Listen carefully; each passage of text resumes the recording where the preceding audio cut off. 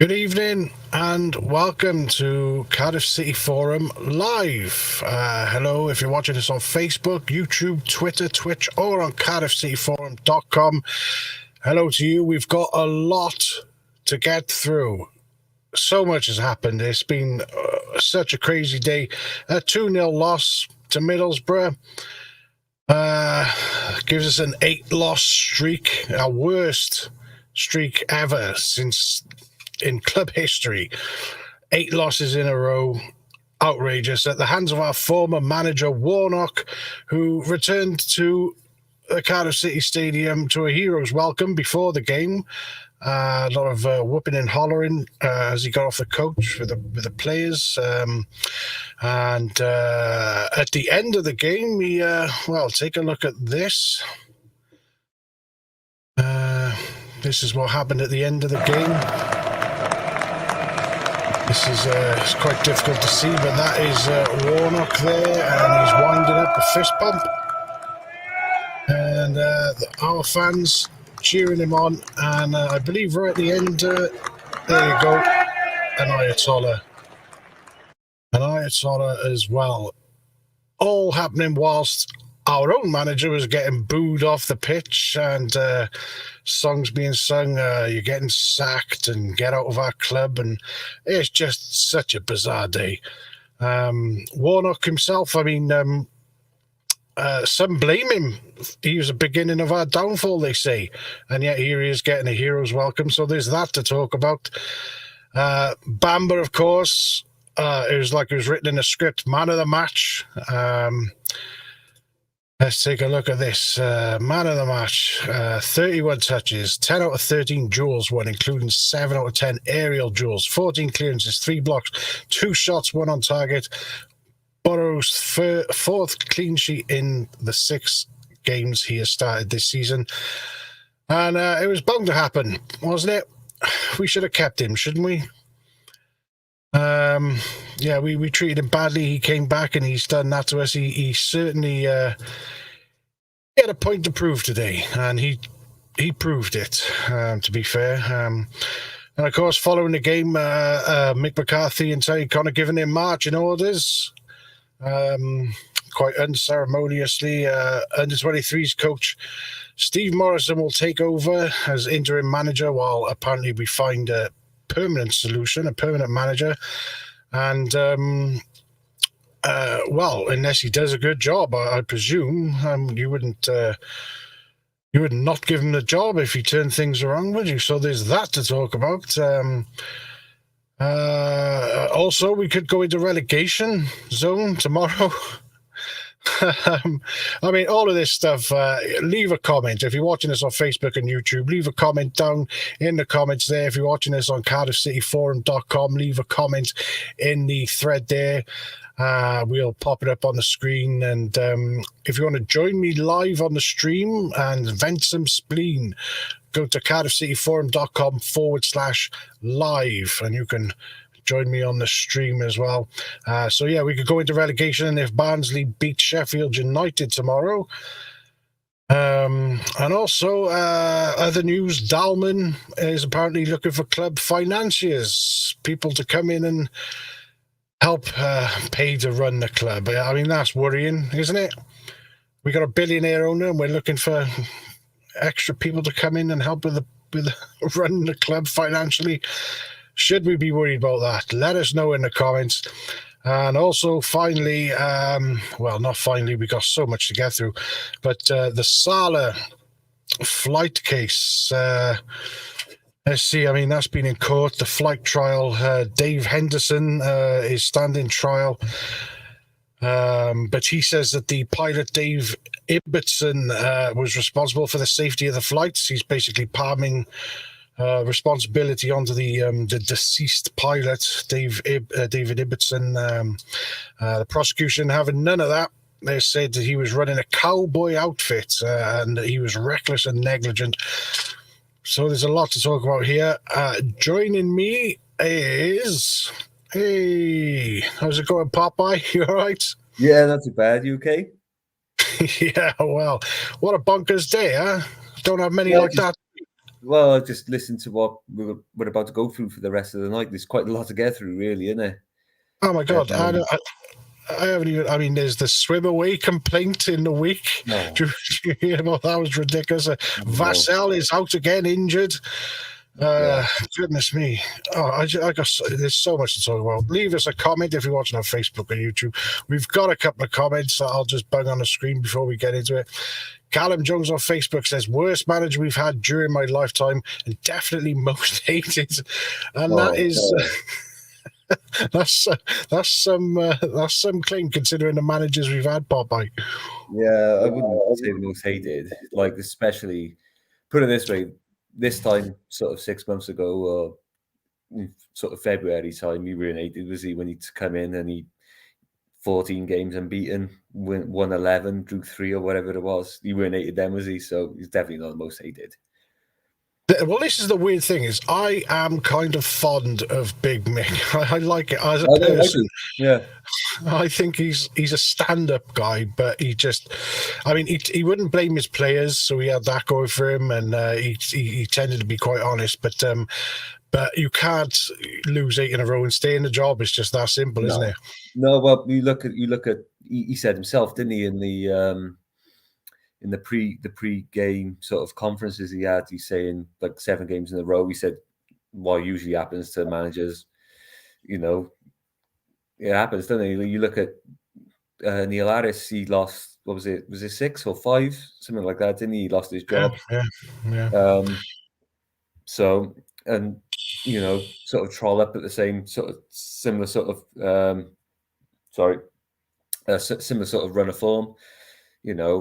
We're looking at that, but then you look in other clubs, it's even less. You look at Watford, for example, and but he was on borrowed time. Let's be honest. Like, and he is right. He's gone, I think, but I don't think he's one of the most hated managers in the slightest, really. So. No, I mean, I'd go as far to say people disliked Russell Slade even more, and he didn't lose anywhere near as many games. No, he never. Yeah, no, I can't remember a losing run under him quite like that, but no. Ethan123 on YouTube says it'll be a few weeks till we get a manager. Yeah, you've got to give Steve Morrison a blast in the role. And I suspect with so many youngsters, I mean, like today, for example, who was it got their debut? It was King. Yeah, Eli King and Jesus, Isaac Davis. Yeah. So I mean, there's so much youth in the team. They're going to be comfortable with Steve Morrison as a manager, isn't they?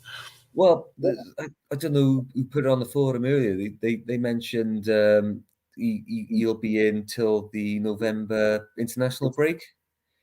November. Yeah, it's only a couple of weeks away, isn't it? I think it's like November 6th. There's only 2 weeks in the job. I think we got Stoke, maybe Huddersfield at home and Birmingham, I think. I can tell you.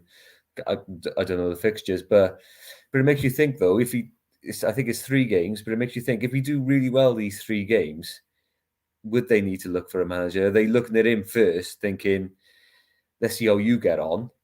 And if you're not quite up to scratch, actually, we've got that 2 weeks then in the international break to actually look for a manager. And then we give him a long contract and he goes on a losing streak, which seems to be what happens with us, doesn't it? Well, that's the thing, though. And that's a mistake we don't need to make, though, because he's obviously doing extremely well under the in the under-23s, isn't he? He's like, we've won every game. 6 in a row, isn't it? We've won 6, 7 in a row. So why would we try to damage sort of what we got going on in the under-23s?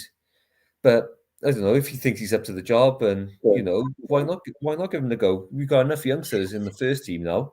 Why can't we? We need to get rid of the crap, really, don't we? But those youngsters, championship level, we don't know. That remains to be seen. But why not give him a go? He obviously plays football the right way, and we've seen it. We watch it every week, don't we? Like on a Tuesday afternoon or whatever it is, we've seen how he can play. So proof's in the pudding, isn't it?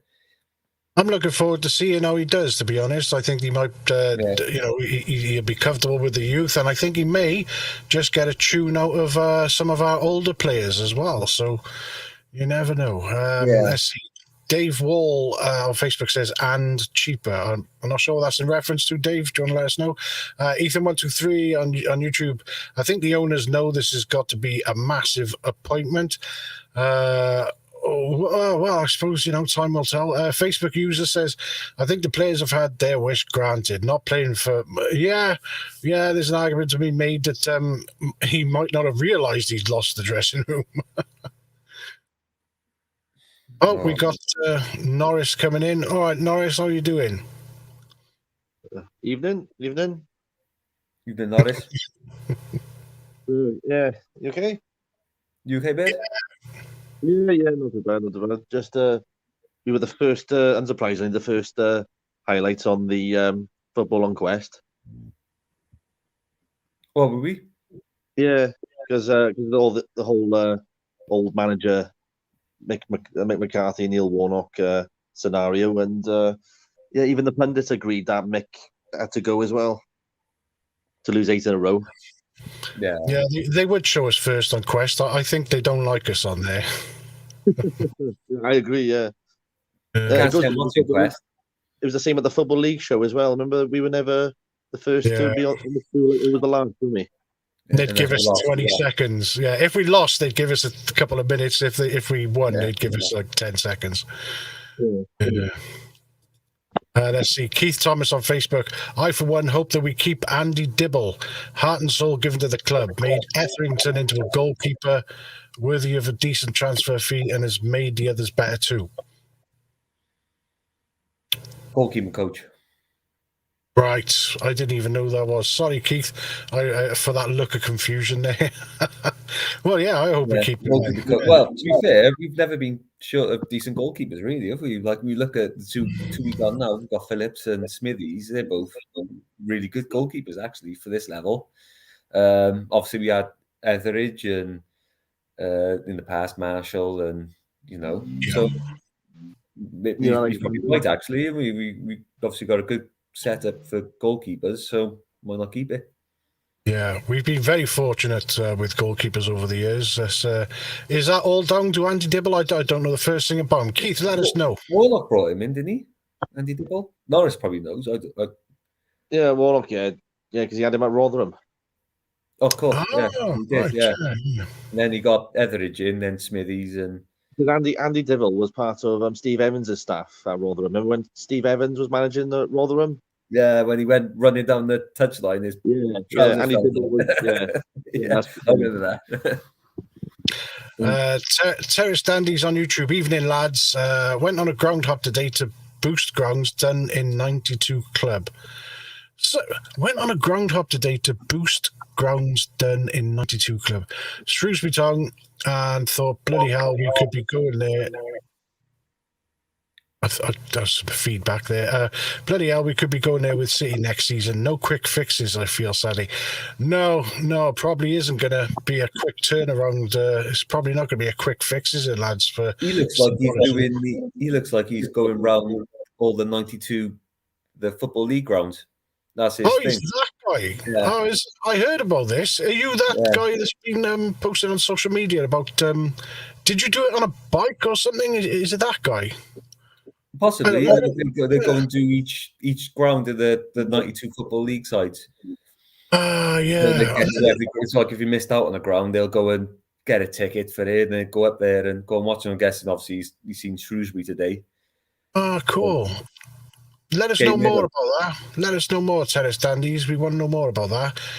Very interesting stuff. Facebook user, fans never really got behind him. Not the same personality as Warnock, who had a better connection with our fans, as seen with his welcome today. Is that fair to say that the fans never got behind McCarthy? Well, he never did a fist pump or a Ayatollah. I don't buy that, though. It does get. I think it gets cringeworthy after a while. I think when the first manager, just do it then, but then that's it. The fans, he made the point then. I think some fans, expect too much of.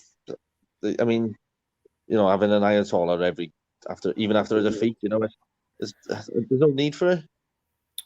No, it's not just the Ayatollah though. But it's saying the fans never got behind him. But look when he took over, once it's sort of January time, when February, there was no fans anyway. Put it this way, I reckon we would have got behind him.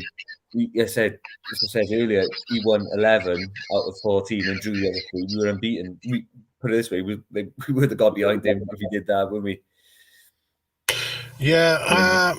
We were behind him. Right, joining us is Nuggles. I've just muted his mic because there was some feedback. No, it seems to be all right. All right, Nuggles, how are you doing? Yeah, right. Yeah, I don't want to. I want to do a sound check because I a lot of people say I shout too much. So is this a good level? It's just so loud. It might be because you're in your conservatory, mind. Yeah. Sounds all right by you, mate. Also joining us is Stanty. How's it going, Stant? Hey, chaps. How's it going? Happy birthday, Stan. Hey, Yeah. Oh, thank you. I didn't shave. Why have you got your high vis vest on, Stan? Too far, buddy. Too far. We were just saying that this fella on Facebook says that the fans never really got behind Mick. Nuggles, do you reckon that's true? Did we never get behind him? Well, he did at the start, didn't he? Yeah, He went on. We had that. Have I missed something here? I've only just joined, but you know, he had that great explosive start. We went on an unbeaten run at the beginning of the year. Mm-hmm. And then there was chat of him going somewhere else, so the fans went mental, give him a longer contract, and we are where we are. Then he's taken us on to the worst run ever. Is that right? Yeah. Worst run in the club's history. Yeah. So he has to go on that basis, surely. Yeah, Stanty. Presumably you watched the game today, did you, mate? Yes, I watched on the stream, man. Yes. I mean, Daya. it was tired. Yeah, I mean, it wasn't good, was it? I mean, we sort of pressed until they scored, didn't we? And then gave up hope. Yeah, it was a lost call. I surprised him bring Kieran Evans on, mind, when we were struggling a bit. Yeah, why was he not starting? That's an interesting point. Yeah, that's a good point. I'm not sure. He signed a new contract, apparently. Yeah. Well, that's good news, I suppose. I wonder if that was Morrison's first job as interim manager. Yeah, give him a contract for a start. He's starting for me or something. I don't know. Yeah. I would expect him to imagine him starting at Stoke. I wouldn't be surprised. Yeah, he should do. He's earned it, I think. Just and Chanka Zimba as well. Yeah, that's Zimba. Yeah. Well, we'll be seeing a lot more under 23s now coming through, won't we? I'd have thought. Yeah, and playing better football as well. It's whether they can make it the step up, though. It's championship football, though, isn't it? It's not under 23s. Well, if they're not given a chance, how will we know? You know, if they're not given a chance. Yeah, exactly. And that's what we'll see in the next couple of weeks, won't we? Yeah. Martin McGaines on Facebook says we were first up on the EFL highlights on Quest. Mick's interview basically blamed the players. Goodness, you saw it, Norris? Did that happen? I didn't take it like that. I just took it like he accepted his fate. That's how I took it. It's like if the fans are singing "I'm sacked in the morning," and at least let's go down. At least we had a go. And he says to a certain extent we did have a go, which I disagree because I didn't feel we did. And 10 minutes after, we did. I think he knew he was going to get sacked. He knew that a couple of days ago, didn't he? A couple of weeks back, he just knew that. You could see by his body language at Fulham in the week when he came off. Yeah. They were just settling agreements for his paycheck, I think. Yeah, that's what it was. Yeah.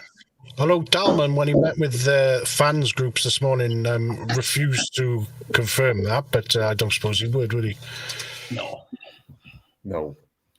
Ethan123 on YouTube says Morrison will be in charge for the next 3 games, but again, that is subject to change if he wins them all, isn't it? Youngsters not ready for championship football. Experienced pros should step up, says Facebook user. He's right. It's not true, is it? that Neil Harris is still on the payroll? That's not true, is it? I don't know, mate. I've heard the rumours, but I doubt it. I can't see that. He's still being paid off, is what I heard. I don't know. I can't see that. I don't know. That was the rumor.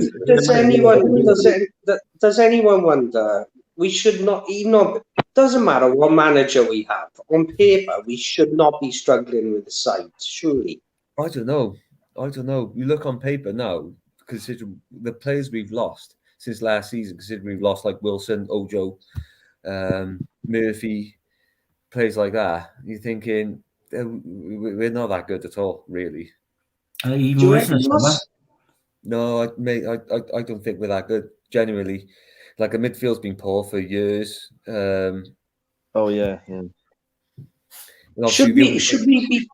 Should we be down there or thereabouts? Or really? I think so. The squad we got, yeah.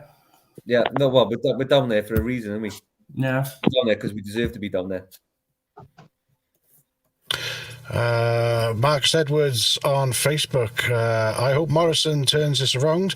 You should get them playing football at least. The under-23s are great to watch. They really are. We've been keeping an eye on them, haven't we, on the forum? It's Marcus Lehman. They're superb. They're superb little side. That's Marcus on the forum there, is it? Yeah, Marcus Lee. Why didn't he come on? Dave Wall on Facebook didn't like mixed tactics, but the players today look slow and lethargic and made too many simple mistakes. Simple passes were behind the receiving player. At some point, you've got to ask about their ambition. Blaming the players there. They've got to shoulder some responsibility, don't they? To be fair, though. It's fair point. Go on, sorry. I was about to say, like, the first half was poor, and you could say like we look lethargic and all that, but there was 10 minutes after half time. I thought we looked. It was the most threatening I've seen us in about 5 games, and I thought we deserved to score there. We hit the inside of the bar, didn't we? Caldwell missed one, and he had another one. I thought Caldwell looked really good. Sort of started the second half. I thought, here we go. We're starting to turn on a bit. They sort of fizzled out then, didn't they? They scored a second, and we sort of gave up. And but I think Middlesbrough deserved to win 2-0. But I don't think the players just gave up today. I think it seems to be like the sort of we go 1-0 down and the heads drop. It seems to be the way it has been lately. 1-0 down, heads drop, and we just don't look like scoring, really. But I thought today was the first time I thought we actually had a go after half-time. We really give it to them, but again, they sucker punched us again and deserve to win. Plus, we've had some pretty bad luck. Sorry, Norris, go on. I was impressed. No, sorry. I was impressed with their player, the number 10 that scored the second goal. He was very good. The Argentine player. The Argentinian, yeah. Was that a Warnock signing?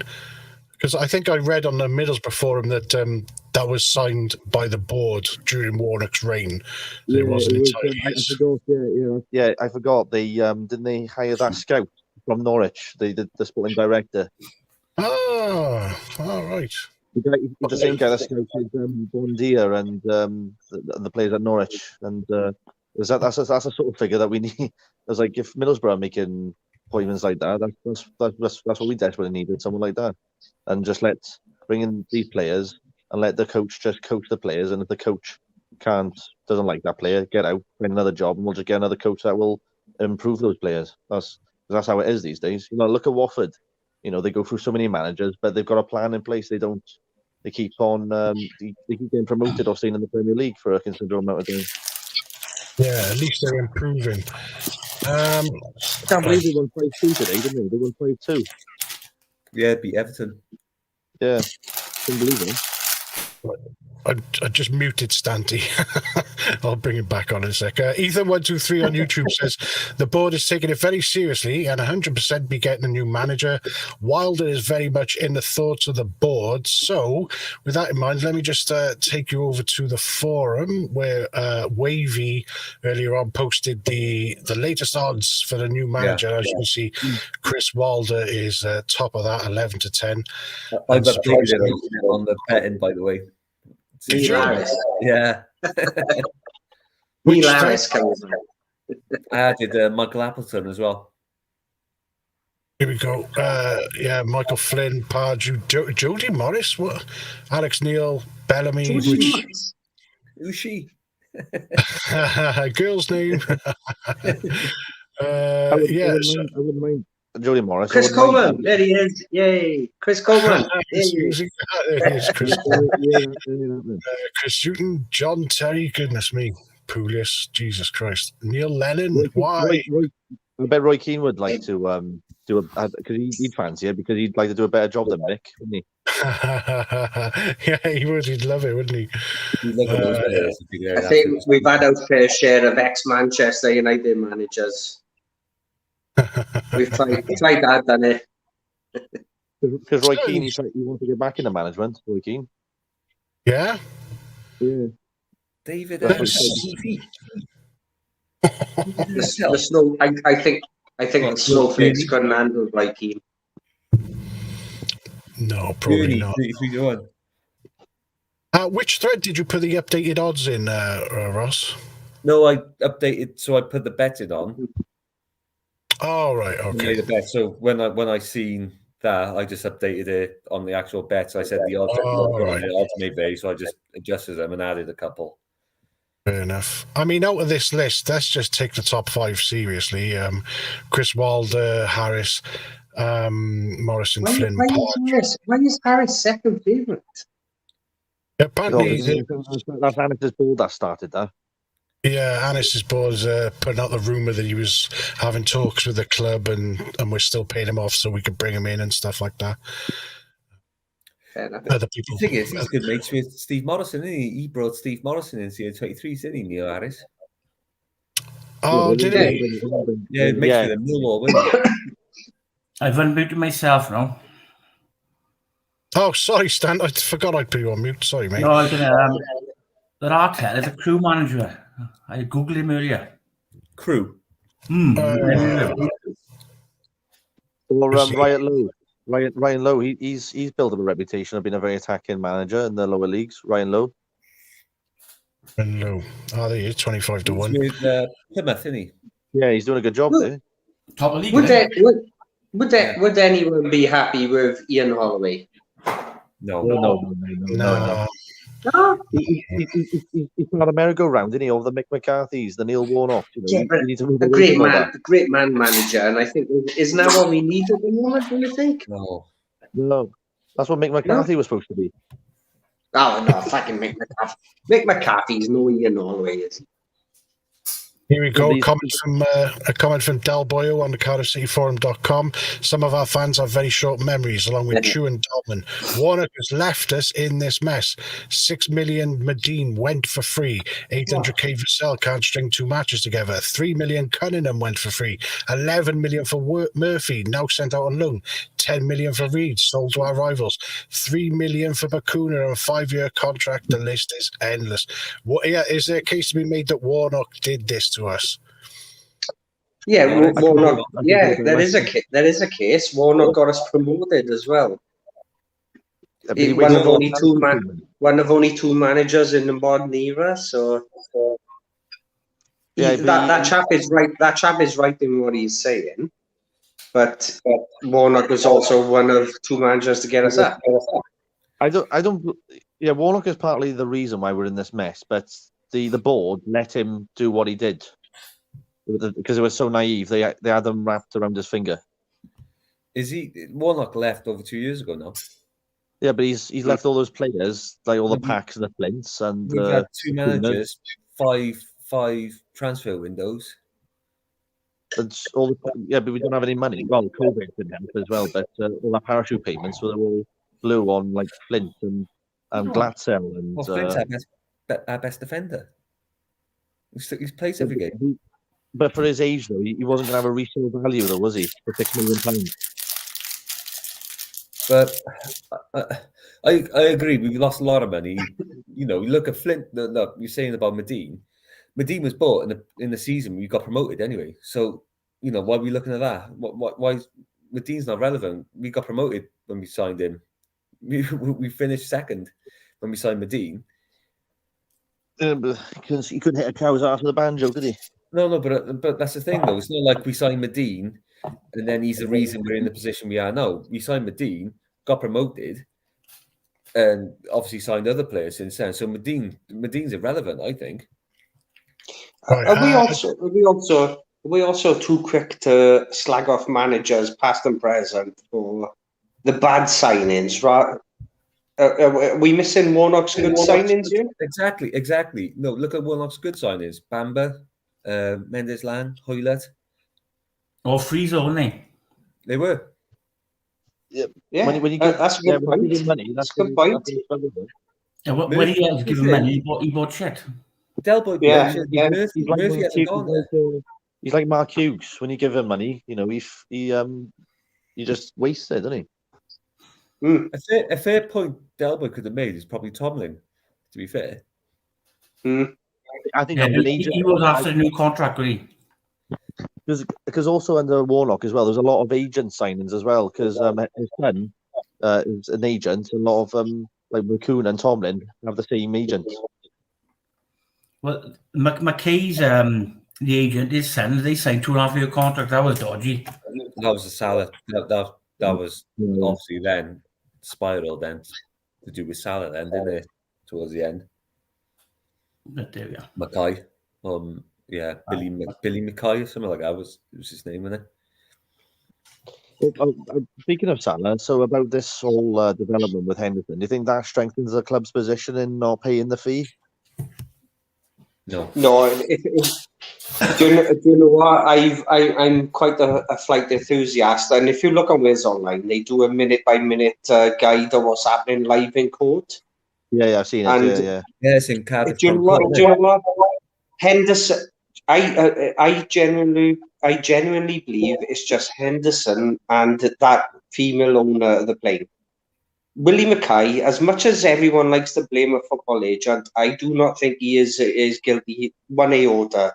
That would be no different to me or you or any of you boys booking a taxi for our mates and or a minibus.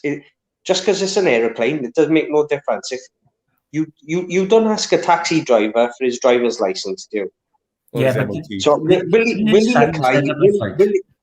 Willie Mackay is innocent. I'm telling you that now. That's my opinion. That's genuinely my opinion.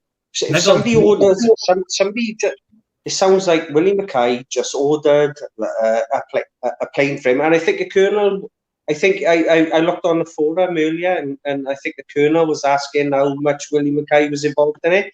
And if you look at the prosecution's questions on Friday, the prosecution said something along the lines of, he's not that very pushy, is he? Because your text messages or your phone calls only lasted 18 seconds to book that flight. Yeah, but hadn't set up the airplane trip. I'm going to grab something from the kitchen a second.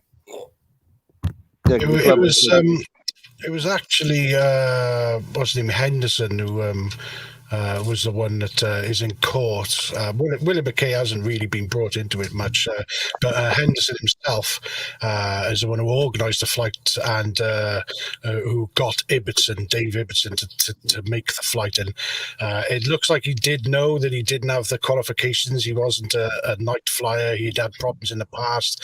And basically the prosecution is ripping him a new asshole.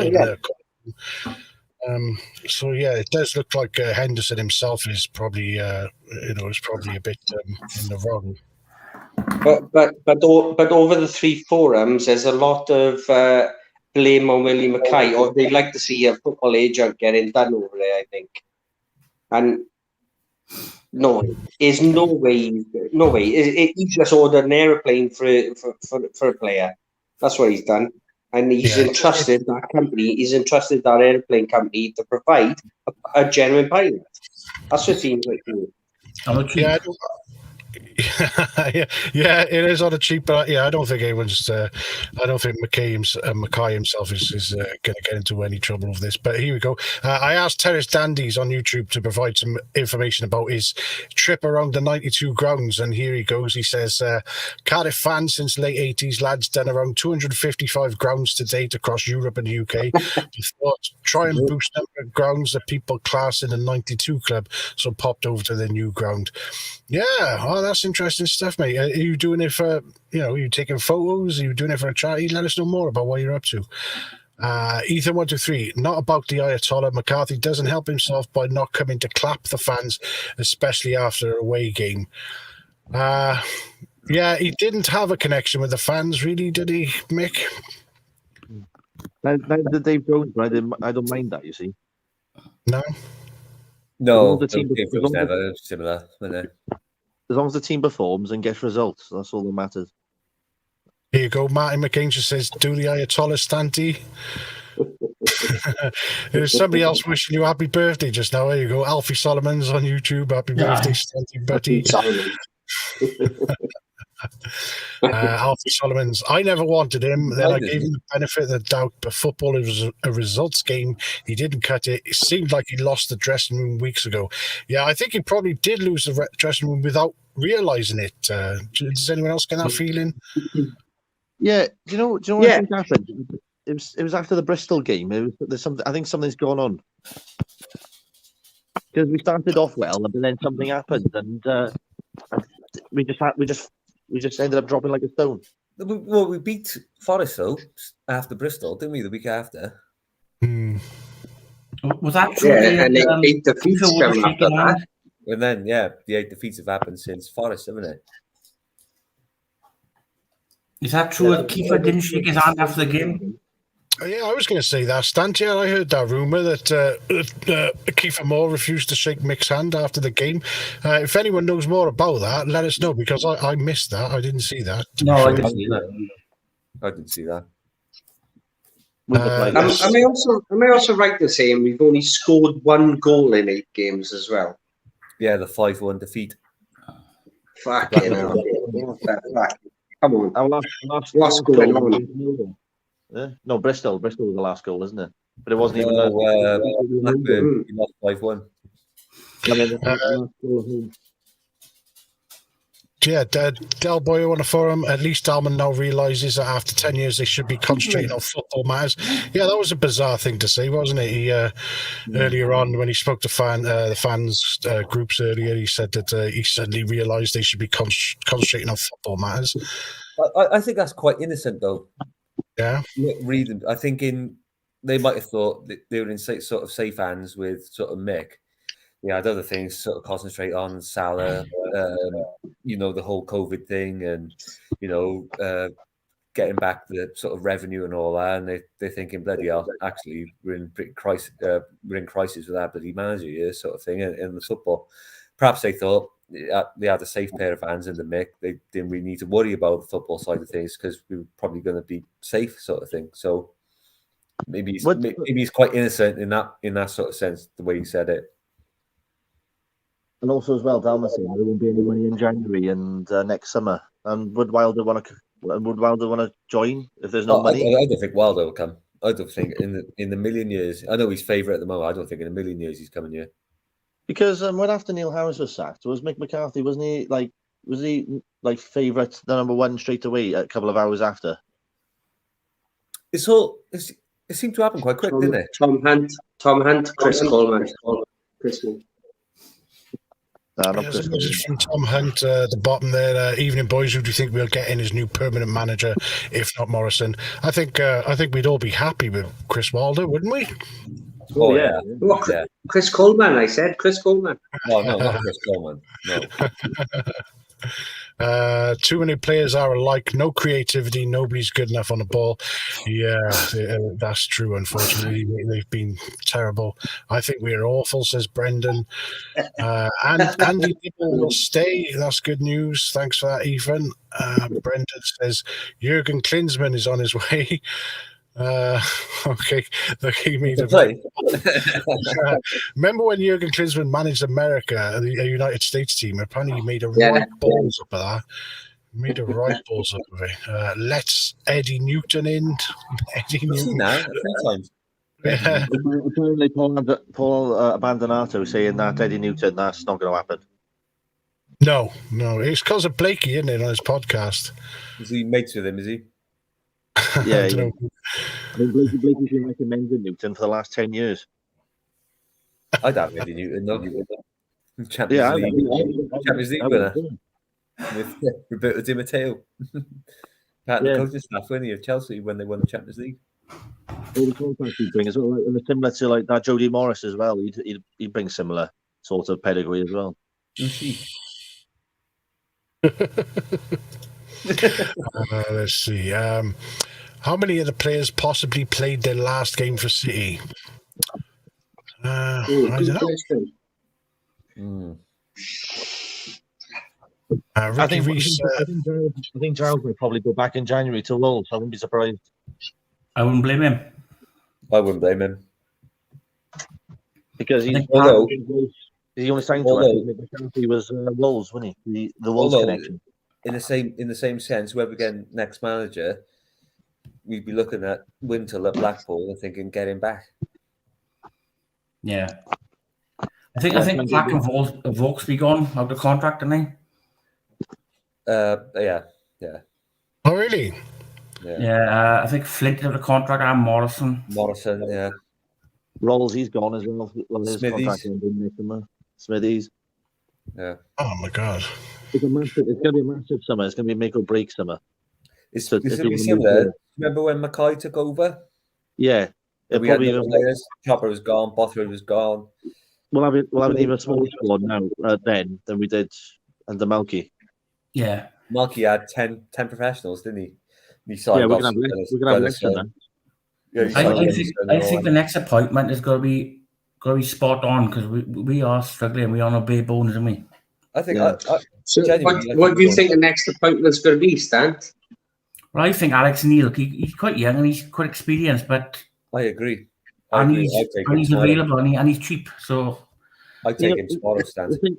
About Alex Neil, I was reading. I mentioned this earlier. I was reading the Preston and the Norwich message boards about Alex Neil, and over time, he starts off well, but he goes into a period where he ends up playing players out of position, and he has favourites, and that sounds familiar, doesn't it?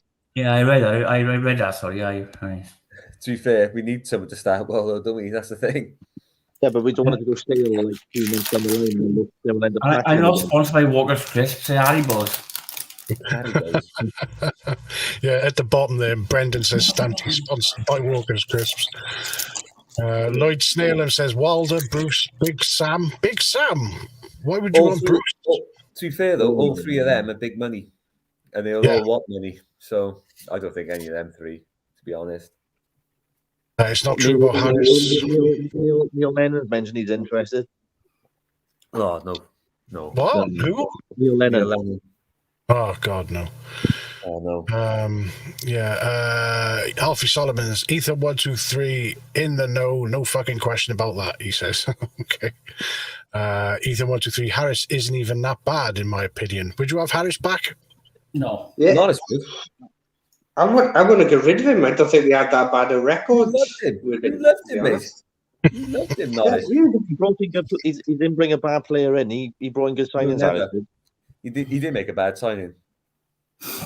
Yeah, he brought in Ojo and Wilson and Kiefer Moore.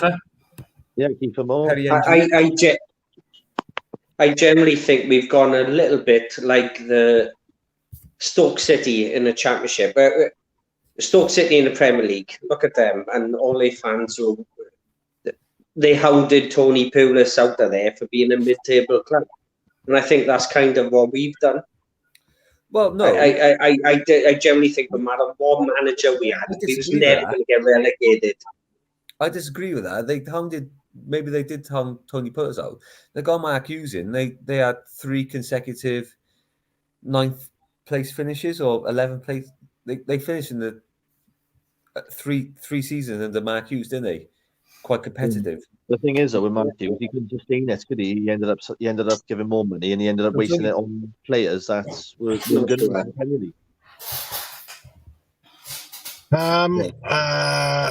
Just want a quick message to, if you're watching this on Facebook or on YouTube, pop a message below. We'll pop it up on the stream, and I'm just going to quickly check in with the forum to see. There's that message from Dalman earlier. Let me get that big screen. With that, when Dalman met with the fans earlier, he said there's a lot of effort being put in. We didn't expect the football side to take so much of our time and attention, but it's time we focus on it, which is quite an unusual thing to say, don't you think? No, that's what I meant. I thought he meant that quite innocently, as in they had someone safe, as in Mick McCarthy. You'll all be okay in the Mick, sort of, we'll be safe, sort of thing. He'll keep perhaps, maybe even challenge, but perhaps didn't sort of expect us to be where we are, sort of thing. So I think that's my opinion. I thought he meant that quite innocently. Fair enough. Be in a relegation battle. I'd like to touch upon Alfie Solomons is commenting quite a lot at the bottom on the screen, but I'd like to see him get involved here. I reckon he could be quite a good contributor here. Yeah, Alfie, if you're listening, get online, Sam. Yeah, just go to cardiffcityforum.com/live if you want to join us here on one of these screens. Could be you on this right on the screen. Come on and join us. Go to cardiffcityforum.com/live. You can see the link is scrolling at the bottom of the screen there. So if you want to join us, jump right on, it's fine. Brendan says, hope we can get away from the bottom three now. We got an update from Terrace Dandies. That's it, lads. The 92 clubs, League 2 and 1, Championship and Prem. Hadn't done Shrewsbury, new ground, so popped over today. But Cardiff fans since late 80s, I agree, Mick had to go. Thanks again, Terrace Dandies. Interesting bloke. So Brendan, hope we can get away from the bottom three now. Yeah, well, we could be in the bottom three tomorrow if was it Barnsley. Gents, when you sack a manager, what actually financially happens then? Do you do you put someone on gardening leave for a couple of years, or do you say like if we signed him out the 3-year contract, do you say, well, I pay you half your contract, and then you can go on to manage another team in football? Well, that was the rumor about Harris still being paid, wasn't it? That's why people are saying he's coming in. Apparently, he's still being paid. I don't know who knows this and how they know this. I don't know, because off the top of my head, I remember Dave Jones being the only one I can remember reading in the press was on gardening leave. Well, it happened in all the way as well. I think he was put on gardening leave by QPR, but I think the argument was, but Mick wanted his full payment and Cardiff didn't want to pay me. So they got to cancel some agreement. You know what they say when they announce that they've cancelled so-and-so's contract, that's when it's paid off in full up front, isn't it? Yes. Yeah. But like when they say when it's mutual agreement, then all this Mick is they found a settlement to give him the final payday, the payoff, and because they must have met in the middle somewhere. Because I think Mick knew that he couldn't do it untenable with the fans. And I think gardening leave is a manager holding out on his contract and saying, no, that's what I'm going to have. But he can't take a job with anyone else. Yeah, essentially you're getting paid. You're still getting paid, but you're not doing the job. Yeah. Because Neil Harris, he hasn't had another job, has he? No. True. No, he hasn't actually. Good point. Look up for the most part. Say Harris hasn't had a job since he left Cardiff. The only thing he's done is Sky. Really? He could, that's what I mean. We don't know, do we? He could be on gardening leave for all, Yeah, you're right. That's why the rumor mill might have started saying he's just coming back because we're still bloody paying him anyway. Adrian Tucker on Facebook says, to be honest, if Neil Harris came back, I think he'd take us down. What do you think?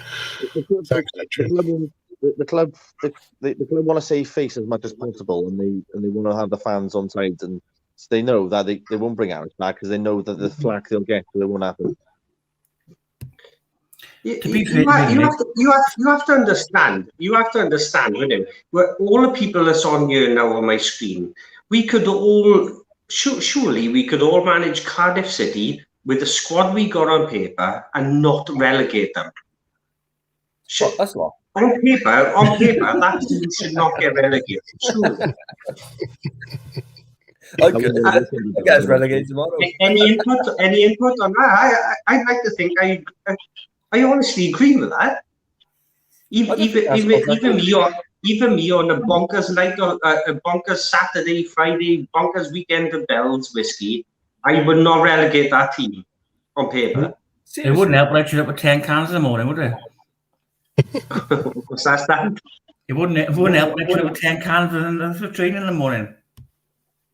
Seriously, this is the worst. Well, that reminds me. Dreadful. We're dreadful. It's Stanty. Dan. Yeah, you remember you said that, did Michael Flynn, did he say that he's got a drinking problem? And that's why he left Newport. Are you on Newport? I've been on the Newport County forums and they say he loves a pint. I did say I got last name, but I was pissed. But he loves a drink apparently. Does he? Is that why you left? What's that? Was that why you left Newport? No, I don't think it was that. But I read on the Newport County forum, and he soon as he goes finish his training, he goes for a pint, and he loves it. That's a lower league mentality, isn't it? Is anyone questioning the fact he's on the Newport County forum? I'm bored, Nicholas. I even look on the Wurzel forum as well. I go on the Wrexham one as well. Nathan Jones. Stanley says Nathan Jones, the Luton manager. He's Cardiff boy as well, isn't he? Merthyr boy, I think. Yeah. One there, isn't he? That's good. He's from Ashford, isn't he? Well, he'd be passionate. He'd be passionate if he had the job. He went to Stoke, didn't he? Yeah, he was stuck with all Stoke's big signings as well. Like the means we had to get him. But Stoke, I think Stoke were in a similar situation to us. Like yes, with the players. If he came in, I don't think you'd get us doing. He'd probably have the similar situation. The Stoke, like he was used to Luton. He'd been there for years before he left.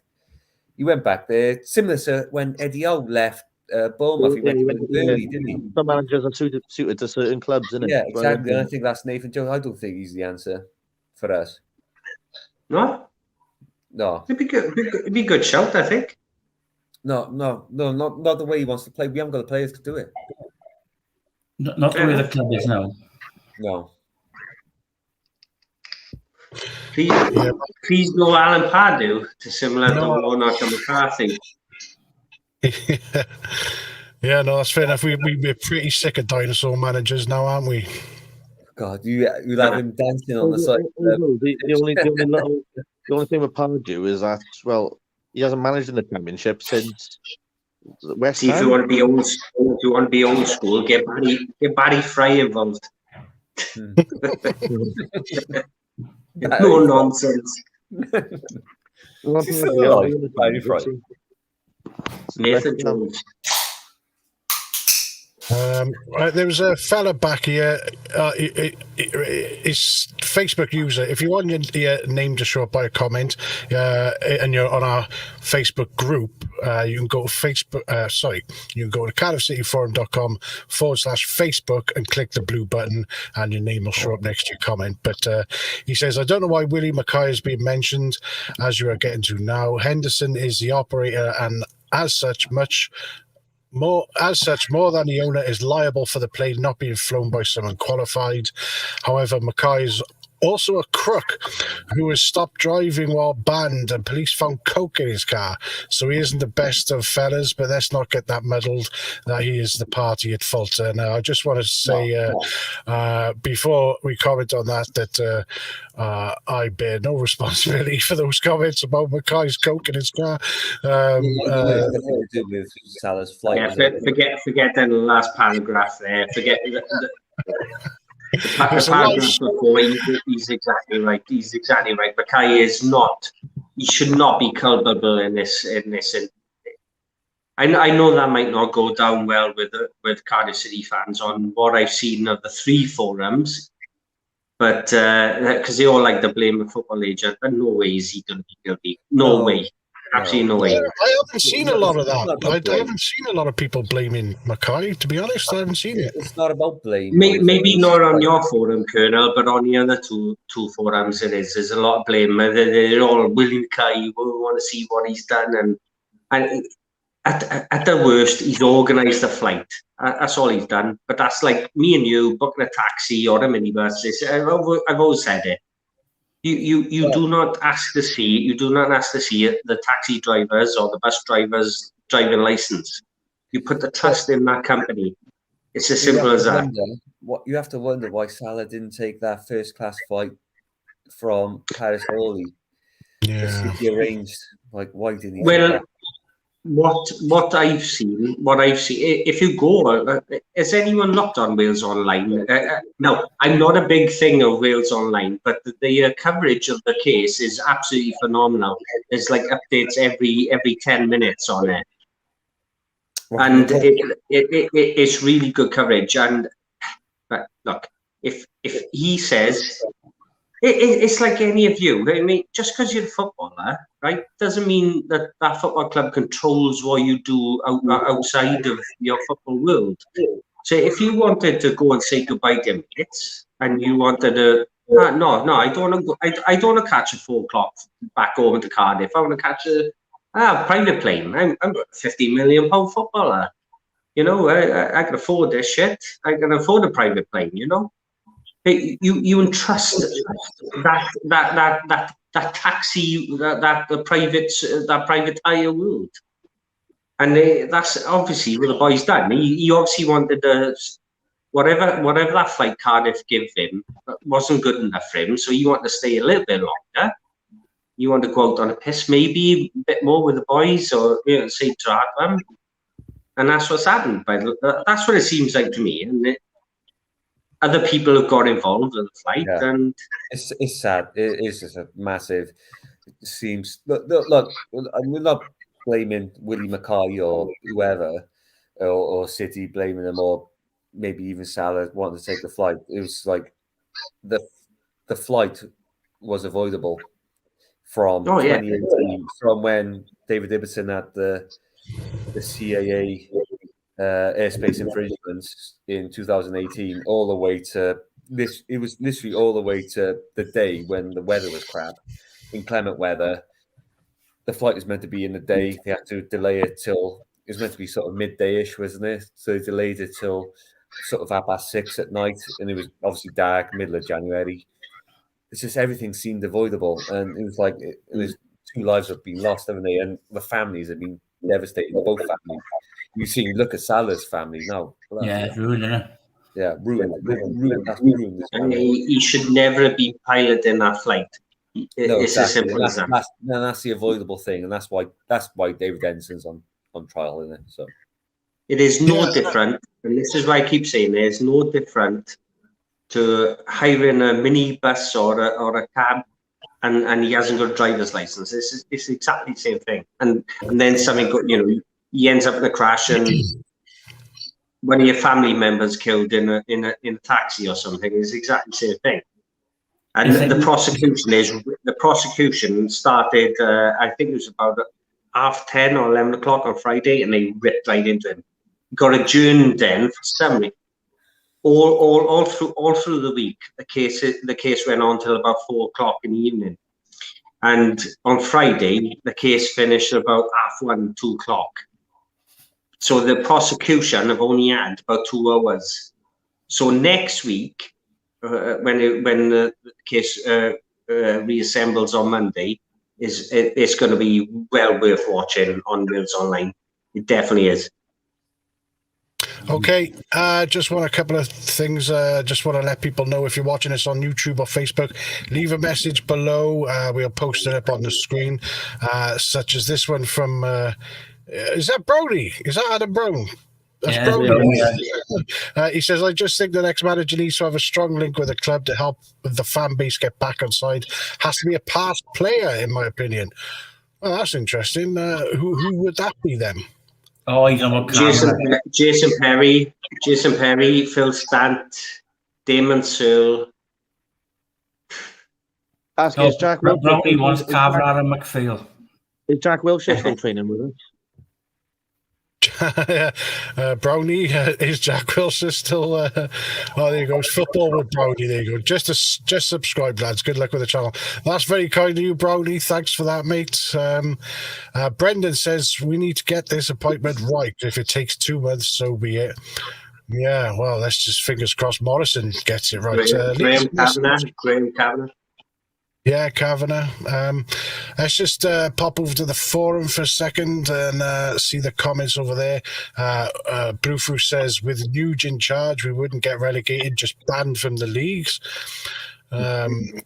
Gloss Blue says, Neil Harris lost 6 of his last 7 games for us, chucking players under the bus and starting any random players when he ran out of ideas.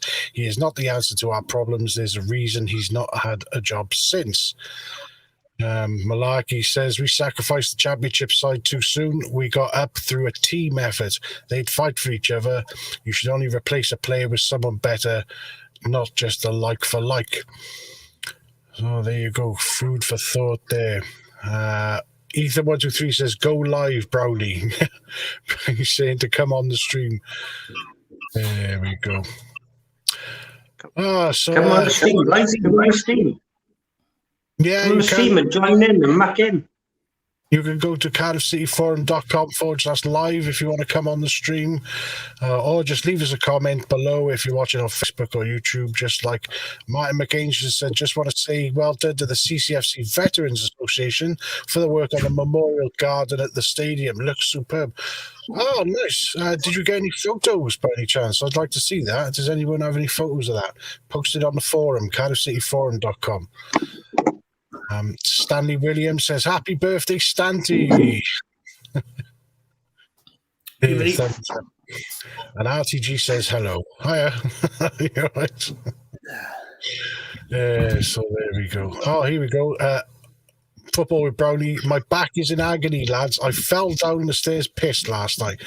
Does that mean that's Brownie who's his back whilst pissed up. Keep us updated on that, Brownie. Gosh, we've gone through a lot so far. I got a few things that happened midweek to bring up. Here we go. Firstly, the swim away complaint our club made when we got beaten by Swansea. Their players did the swim away, some of their staff did the swim away, and our stupid club complained to the bloody police about it. I mean, does anyone think that? Pathetic. It just makes us look a complete joke, doesn't it? I mean, whoever raised the complaint should be ashamed. How about we concentrate on the bloody football we're playing? Hello?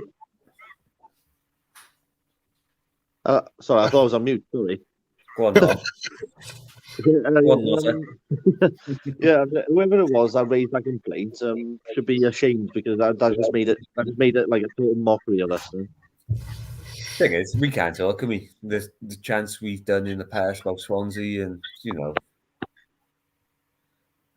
Yeah, that's what I mean. I mean, we look like a right absolute bunch of farts by complaining. A right bunch of snowflakes. Yeah. Daft. I mean, I was surprised we didn't see the Middlesbrough fans do it. I thought that all the fans were going to get into that, and we'd never hear the end of it. That was basically a Derby County tactic we did, basically. Yeah. Yeah, it's. I mean, Jesus. I mean, we were already humiliated by the Jacks, and then we sort of doubled down by complaining to the police. Why are we wasting police time with that? I know. All right, to be fair though, it is stupid their bloody manager doing it. Like, he got no affiliation really with Swansea. He's going to be managing for 10 games or whatever it is. He got nothing against Cardiff really. He's never, I don't know. I don't even know who he is. But Like he's doing it just to appease them, and it's a bit like doing the Ayatollah, I suppose. I don't know. Mitrovic did the Ayatollah, didn't he, when he scored past them a couple of weeks back? Rile him up. Are they complaining to the police about that? I don't know. So Wilson put him up to do that. Yeah, Wilson did. Yeah, of course he did. Good. Well done, Wilson. Thanks for that. Also, Vassell out again, injured. Well, not injured. He's just had an operation on his thigh. So he's looks to be out again for an extended period of time. Joined us in August 2019, scored on his debut versus Luton, scored in front of the Canton stand at the last minute.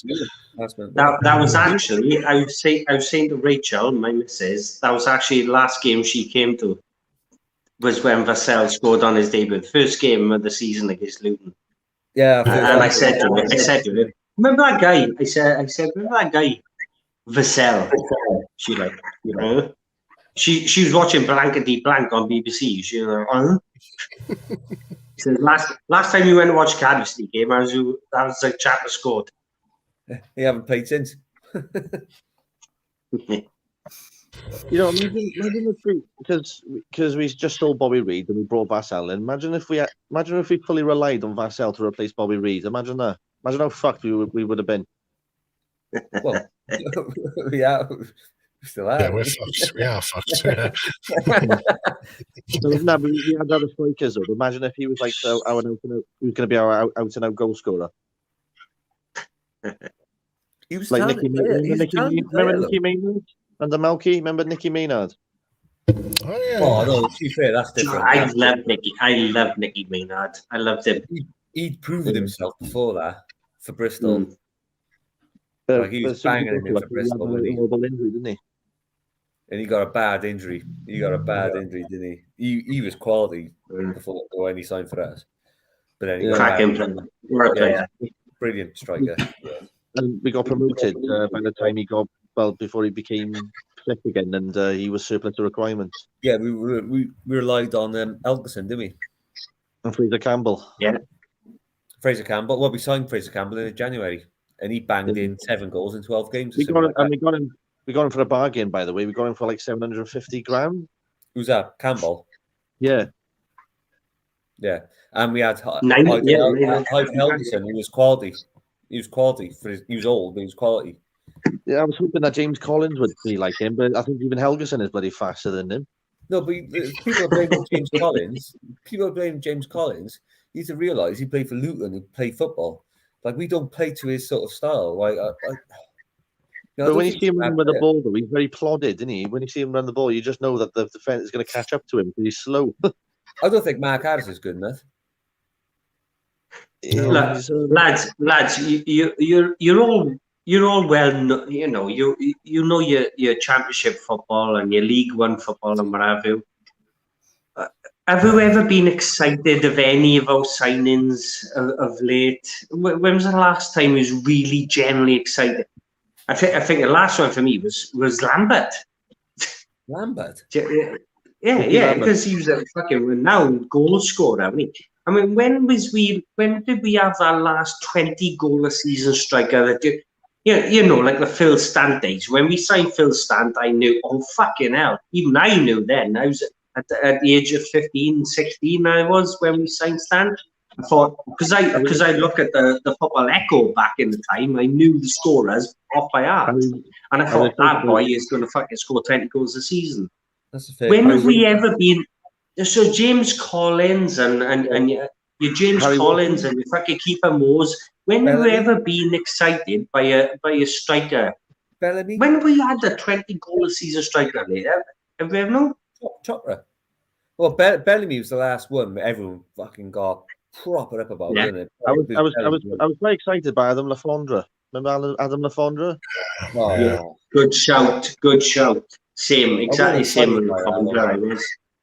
Because he was a proven out-and-out goal scorer, but when he came to us, we pretty much destroyed him. Yeah. Which we have done every striker since, haven't we? Yeah. In fact, most of the strikers under Rolly were quite... I mean, that Javi Guerra from Spain, I thought he would be a great signing as well. Good shout. I went to Yeovil Town. My missus on Tony Titt's bus. And Guerrero fucking scored a couple of there. Was that friendly next? I thought this chap is going to fucking do well. Yeah, no, gone. I mean, he scored like 15 goals in La Liga, and he scored against Barcelona and Real Madrid, and he couldn't even get a green for us. Yeah. Nichols, was you were friendly when we signed Robbie Fowler? Oh yeah. To be fair, and Hasselbank.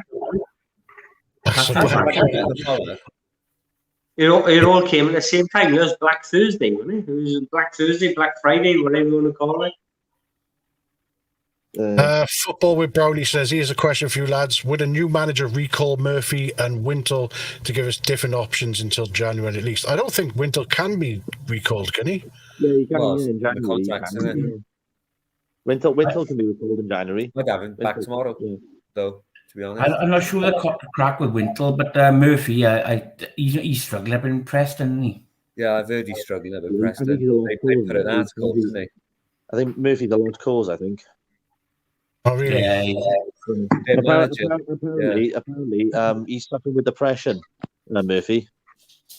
And then, their manager put something up, though, didn't they? I don't know whether it was their manager or somebody put something up about defensive duties, and they say Murphy's not doing it.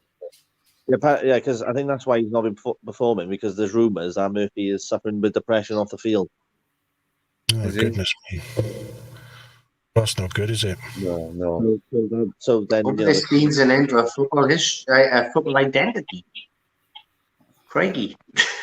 Yeah, hoofball. That's deep, Brendan. That's deep, Brendan. Oh no! Oh no! Brendan's saying, I hope this means an end to our hoofball identity. Oh no! What will we do? Unless we're playing Pulis or someone like that. Gloss Blue on the forum says, last 20 goal striker was Kiefer last season, you plum. Malaki says, Birmingham must be laughing at us. Pay a fee for Vassell and give him efferage for peanuts. Yeah, Jesus Christ. Yeah, I just wanted to talk about today at the stadium, the Middlesbrough fans brought a banner saying 570 miles, 12:30 kickoff. Sky putting fans last. It got applause from the whole ground. The stewards went over and told them not to do it again, and their banner got confiscated. Yeah, so there was a chant going up, and City fans chanted as well. It was "Fuck Sky TV, fuck Sky TV." That was it. That was the chant, and all the City fans chanting as well. It's fair play though. They had to get up at 3 o'clock in the morning or something. Middlesbrough fans. Great. Oh, good. I don't know when he has been found yet. Hmm? Has Umanias been found yet to collect his rewards, his trophy, his Ayatollah World Cup? Oh, Umar Niasse. No, I mean, Woody's been searching for him. We've put messages out. We've contacted the club. We've contacted the who was it he played for? The Ugandan FA or something like that. We've tried contacting everyone.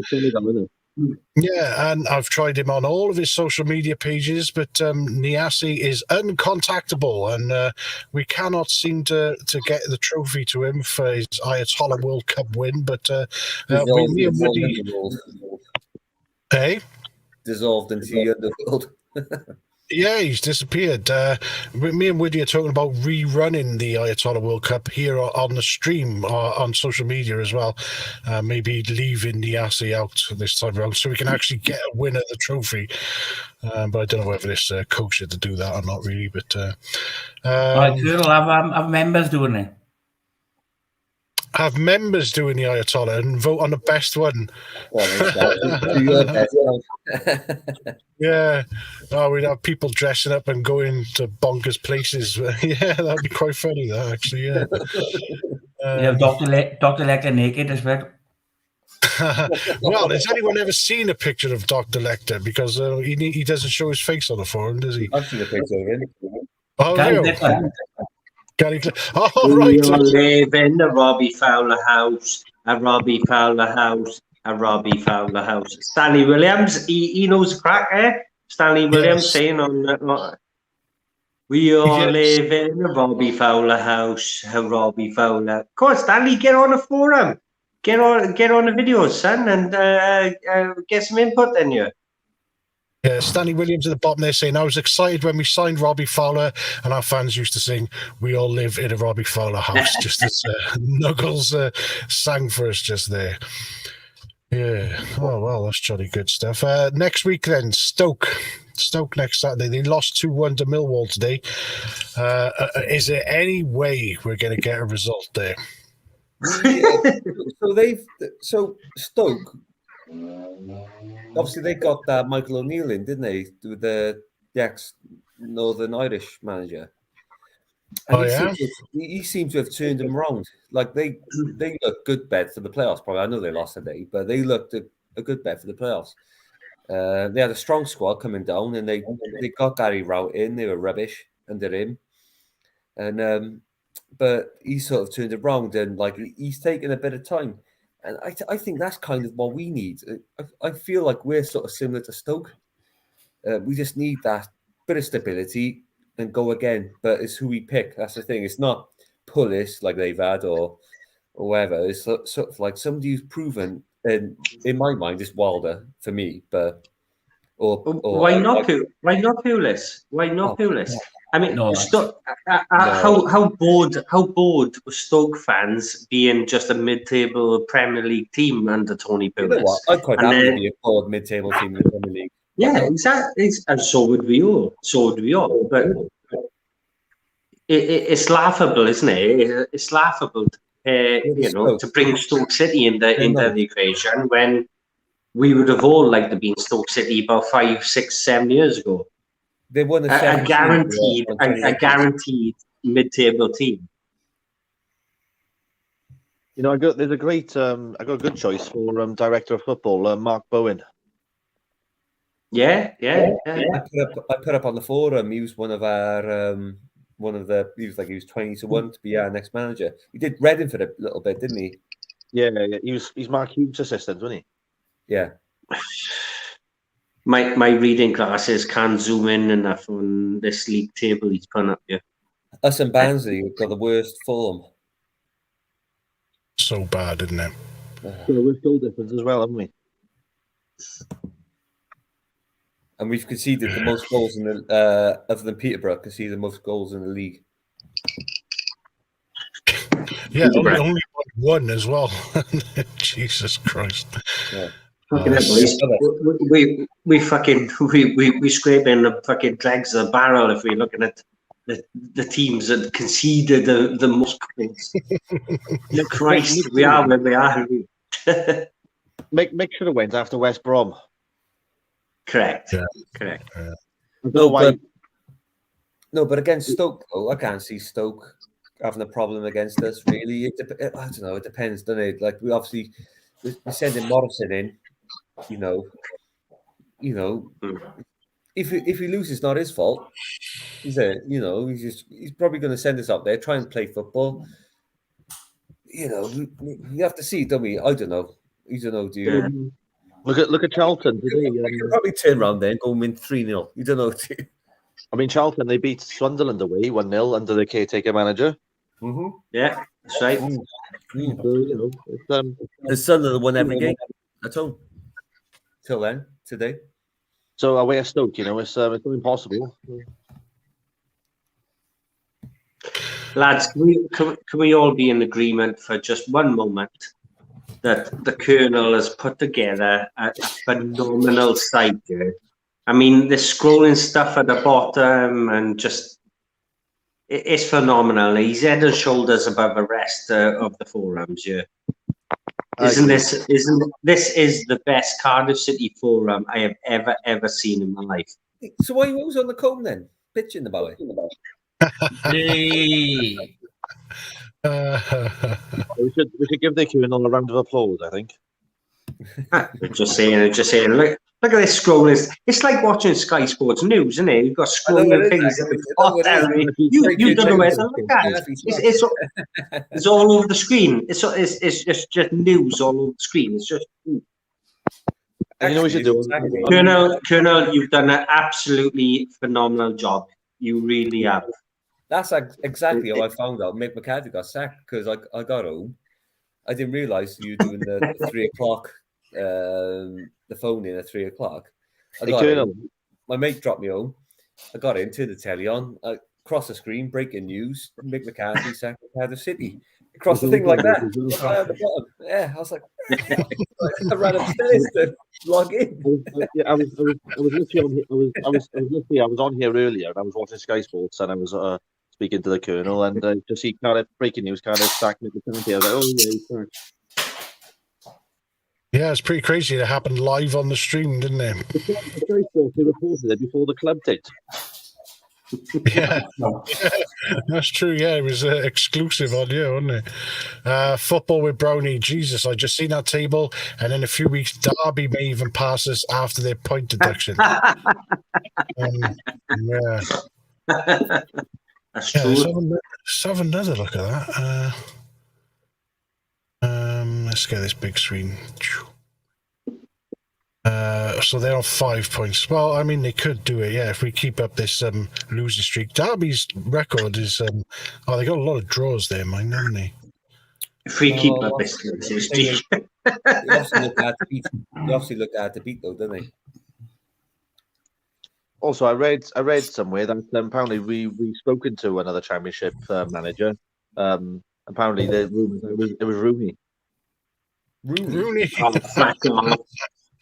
Right. No. Let's prepare Kiwis for him, is it? If we sign Rooney, I'm going on fucking anuses for him. And we said in Bale. Yeah, some interesting names on this list. Where did the Alan Pardew link come from, though? That's interesting. I don't know where Alan Pardew come from. He was when I put the bets up on the forum. It was Chris Wilder was evens. Alan Pardew was 10-1. He was second favourite. But obviously, since then, it's been Neil Harris, Steve Morrison, Mike God, Flynn. I'm looking at this crap here. Michael Flynn. God, how desperate are we? Why not put Barry Fry in there? You know, fucking hell. Come on. Are we that desperate? Are we that desperate for management? I'm surprised John Terry hasn't got a job yet. I'm surprised John Terry hasn't got a job. Well, he's probably waiting for money, and he's probably been like what Lampard's at. Alan Shearer, Gary Lineker. Let's chuck them all in there. The fucking names I'm seeing. I tell you what, I wouldn't mind though is Ainsworth. Gareth Ainsworth. I'd have Gareth Ainsworth. Yeah, Gareth Ainsworth. Is he on this list? Yeah, he's yeah. John Terry go halfway through the valleys, wouldn't he? There he is, 18-1. Well, you know, that which reminds me, that player, that Uche Piazza, that Middlesbrough today, he looks like some player. Mark Hudson was there. Oh my God. Jesus Christ almighty. That reminds me, Gareth Ainsworth, he had that Uche Piazza, that Middlesbrough have up front. He looks very powerful and fast, didn't he? Yeah, he did, yeah. We could do with someone like him up front. Who's that, sorry, Norris? That Uche Piazza. Who plays up front today for Middlesbrough? Yeah, Morrison said scrolling along. Artist play again, sorry. Because he looked some player. Yeah, he said he was a right awkward bugger. Yeah. He kind of looks like he reminds me a bit of Kenneth Hall when he was on it, you know. Soho's banging him in at the moment. Scrolling along about them there. Facebook user says all them teams, Stoke away, QPR, Huddersfield, Preston. He knows the answer. The question he's asking there. What do you reckon? 0 points. I'm sure that's a Swansea fan, surely. Do you reckon we're 0 points from that? Really? Yeah. I'm thinking Stoke away, none. Home, QPR, decent side, 1. 0. Home, 3. Preston away, 1. Huddersfield, Hull home, 3. Luton away, 1. Yeah, I think this chap has done his research here. I think he's a Swansea fan, to be honest. Well, they lost today, didn't they? 4, 5. It'd be nice to see a score, wouldn't it? Taking 9. I'd take 9 points from that. I'd realistically say we'd take 9 points from that. Yeah, because like Preston and Hull are near the bottom end as well. I mean, we have got, like, if we play against those teams the way we played, who did we play last?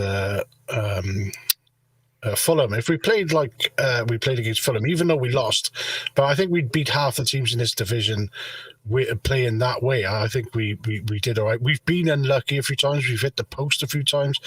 I think our luck's due to change as well. Yeah, it is. Correct. Yeah. The team selection is going to be very interesting, isn't it? Because I'm very intrigued what Morrison will start. Yeah. I tell you what, it's been damning. It's like Sean Morrison getting dropped. I think that's pretty damning on him, isn't it?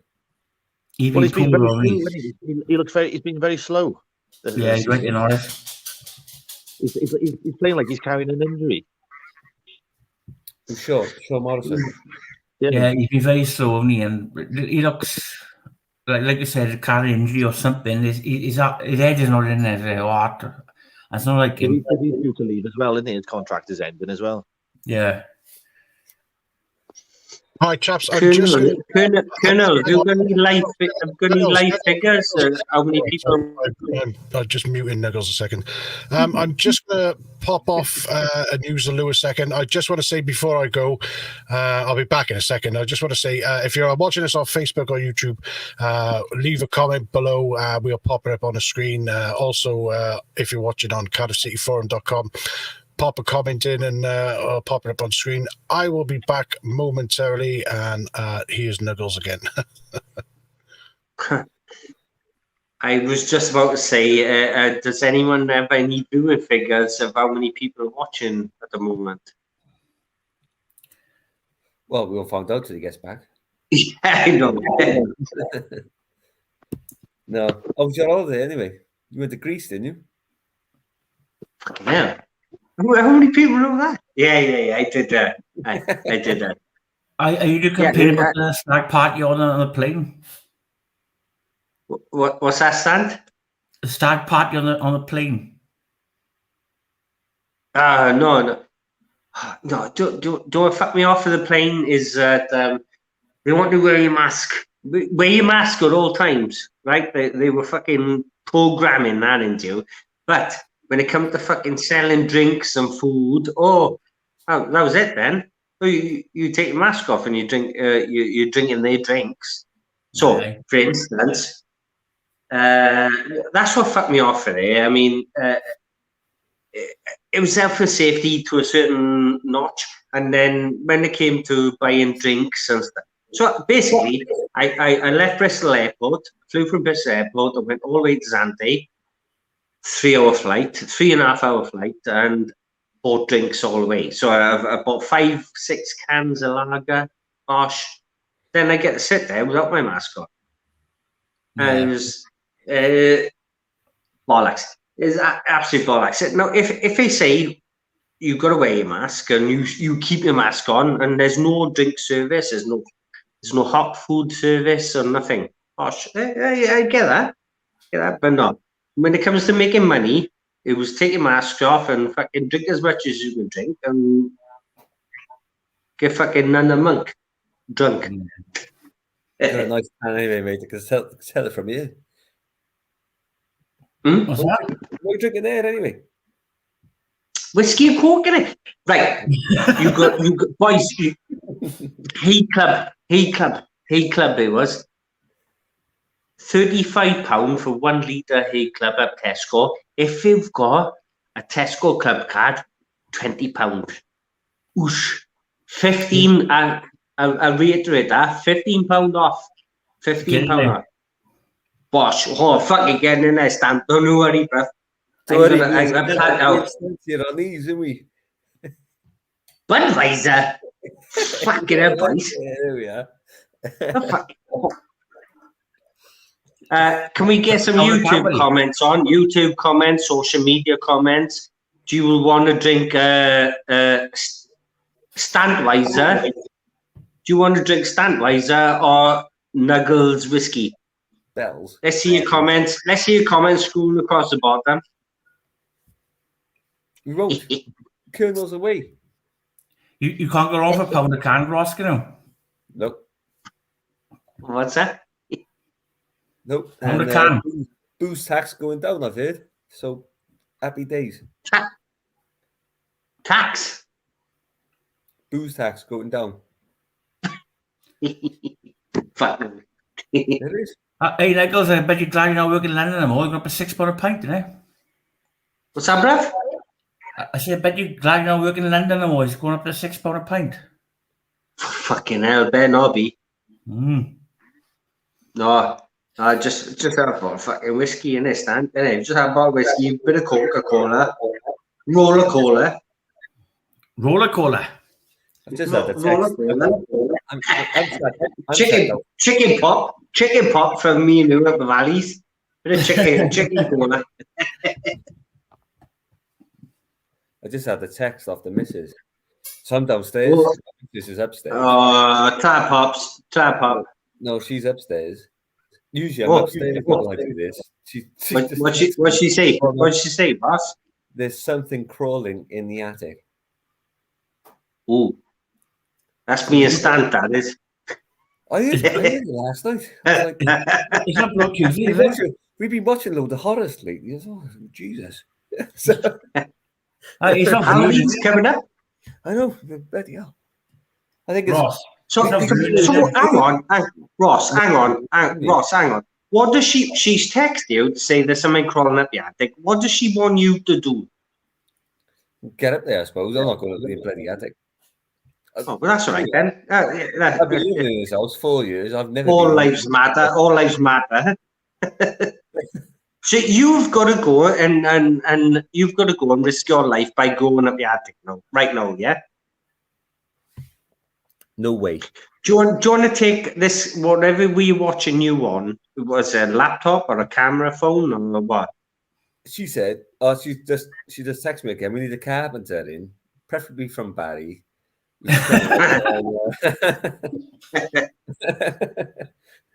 No, she likes me. No, we got to. Right. Why don't we take whatever we're watching you on and take it up the attic now, and then we'll have a look. We watch you just in case you fall or something. Oh, the laptop and go up and no chance. He's too scared. I am. He's a fucking Navy boy. I had to go up at the Got a couple of bombshells coming up here, lads. Bear with me. We had a load of birds nested in the bloody. We had a chimney blocked up. And we had a load of birds nested in it. One of them probably, but we're getting it all knocked through anyway next month. So. Well, that's good. Are you going up in an attic or what? What's going on up there? Well, I'm not going up there now. She can go up there. You've been watching loads of horrors this week as well. Fucking hell. Have you seen Halloween Kills? No, I haven't. This week we watched The Babadook. Oh no! Don't that. Fuck you! Don't talk to me about Babadook. No way. Oh, mate, no, I proper fucking shit myself when I watched that. Horrible. No. Mate, fucking horrible. No Babadook. Move on. We watched 30 Days a Night earlier. What? 30 Days a Night. It's all vampire crap. It's a bit rubbish, actually. Right. I thought it was a dirty film. What was the other one we watched? Oh, it's quite good actually. It's got a bit weird. I can hear her walking upstairs. No, she's shitting herself. I can hear her. Why has everyone left us alone on this fucking forum here now? Yeah, she's shitting herself. I can hear her upstairs. No, she's opening the door. She's not doing anything. I can hear her. She's shitting herself. I need to check. What's she doing? She's shitting herself. Yeah, she's shitting herself. She's opening all the drawers, turning on all the bloody lights. I need to text her back. I say this. Mrs. De Boyo. Yeah. Sure.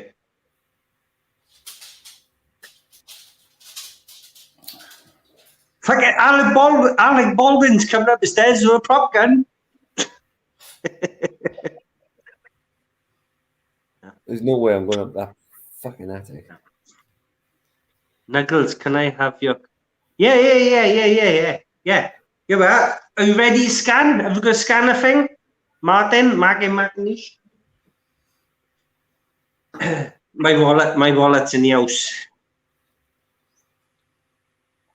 Some interesting info on transfers and the Salah case coming up in a moment. Stay tuned.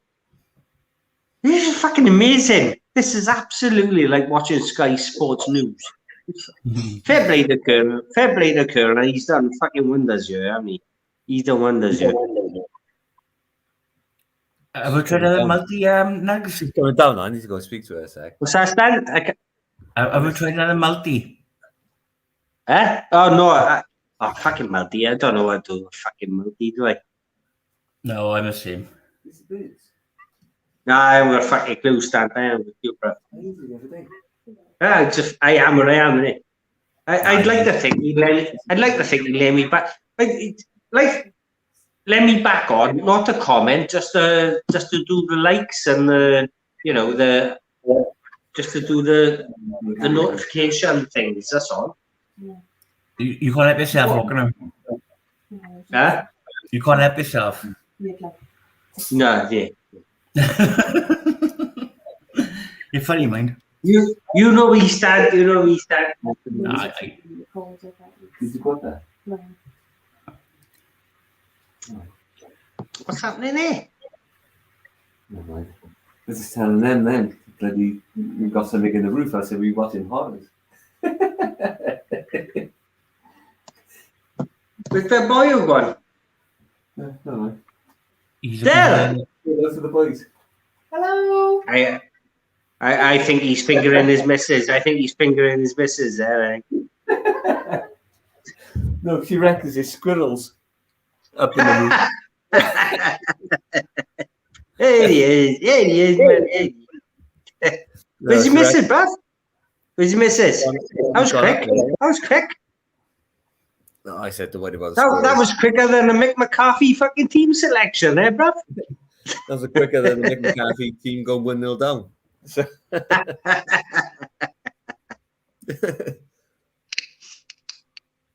Should we get pissed then, boys, or what? Is this still going out on social media? Are we like on Twitter and YouTube fucking and all that nonsense? YouTube live there. Should we get drunk or what? It's only 11:15. Imagine if he got kick off today. I know. My mate's done. Started early, wasn't it? What's Dello drinking, eh? Ooh, Ross, you mean? Budweiser. You think I'm Del Boy? Budweiser, fucking boys. Oh, come on. Your bells is kicking in, this American shit you're drinking. What the fuck is going on here? Budweiser. Budweiser. Should we do that? Remember those old adverts? Budweiser. Del Boy. No. He'll be on later, probably. Del Boy. You don't start. Where's the host? Where's the host gone? He said he's going to wait a little bit. Fucking right. He's having a bang of shit, isn't he? He must be having a bang of shit.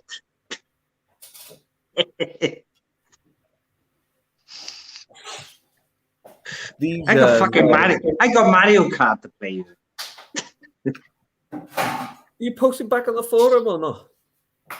But ask a colonel then if I'm allowed on it. I don't want to get involved in politics and stuff. Well, I don't. I don't get involved in politics. I can give a fuck. I'm too thick. Stand. Can you ask Colonel? Stand. Hello. Stand, you'll ask him now. Stant, can you ask your Kerner if I'm allowed back on the forum? I can ask him. There's nothing fucking do with me, is there? No. Yeah, you know, just say, can Nuggles come back on the forum? Genuine question though, how many times have you been banned? 3 times, I think. It's bonkers. It's absolutely bonkers. It's all political. I'm not going to get into it. It's all political. It's fucking nonsense, really. Nonsense it is, though. Nonsense it is. It should never be. Should never been banned for any of them. But there you go. It's a bit of fun, isn't it? It's a bit of fun. I can't talk. I've been banned. So. What's that?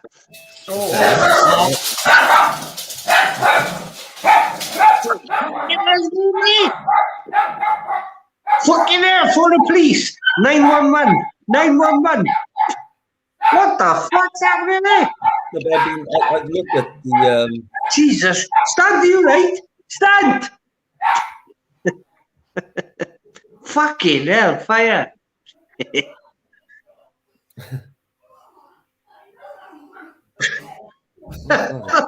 Grief going on, yeah. There's loads of grief going on. He's having bloody grief off the neighbours by the sounds of it. Stand, you right? Stand.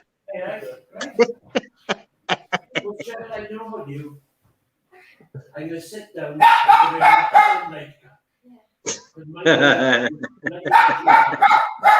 Fucking hell, Del. What's happening here? What do you keep coming down? Del boy on him. Can you not read my name on the thing? Huh? Can you not read my name on the thing? On the screen? No. Popeye. Del boy? No, Popeye, you. Huh? Who? Del boy, Who are you? Beard. Yeah, who are you, though? Oh, my God. Popeye. You Del boy? Popeye. Oh, yeah, Popeye, yeah. Same thing, isn't it? Same thing. Yeah, well, Okay, we got some fun. Something. yeah, fair enough. Listen up. Listen up. Oh, what's happening? Whoa. What's happening? Oh, what's happening? What's happening? Nugent, do I have Hey-o. to mute you? Am I going to have to mute you? Right, listen. All right, he's gone. Fucking hell. I didn't get rid of him. He got rid of himself. You there, lads? Yeah, I'm here, mate. Oh, yeah, Stanley's not there, is he? Yeah, I've received an email while I was out and about, and I got some interesting information. It's a shame it's so late. But yeah, I don't know how many people are watching now, but okay, I got an email regarding the meeting that Dalman and Chu had with the fans this morning, and some of the stuff that was said in there. I'm surprised this hasn't been reported all over the forums already, but here we go. Dalman has said firmly that there are no transfer funds for January or next summer. So, no transfer funds whatsoever available for the next 2 windows. Also, the next thing, the agent in the Salah flight trial, Dalman said that, let me just mute Stanties there. Dalman said the agent Mackay was acting on behalf of Nantes FC. Dalman says it was if Cardiff's appeal to the Court of Arbitration is not successful, then Cardiff may go to the French courts against Nantes for the negligent flight arrangements, because Mackay was acting on behalf of Nantes FC, and Cardiff will be blaming Nantes for the negligent flight arrangements, so they'll go to the Court of Arbitration for that. So that's a bit bloody mental. Dalman also went on to say that both him and Ken Chu were against the transfer of Salah, but Warnock went direct to Vincent Tan. Right. And managed to convince Vincent Tan to go ahead with the transfer. It was the rumour. Well, I don't know if it's a rumour. It's probably true, actually, that he was on that particular plane, wasn't he? Vincent Tan himself? No, Warnock on that particular plane going over to Nantes to speak to Salah himself. Yeah, that's right. He, Warnock was on that very same plane going back and forth. Yeah.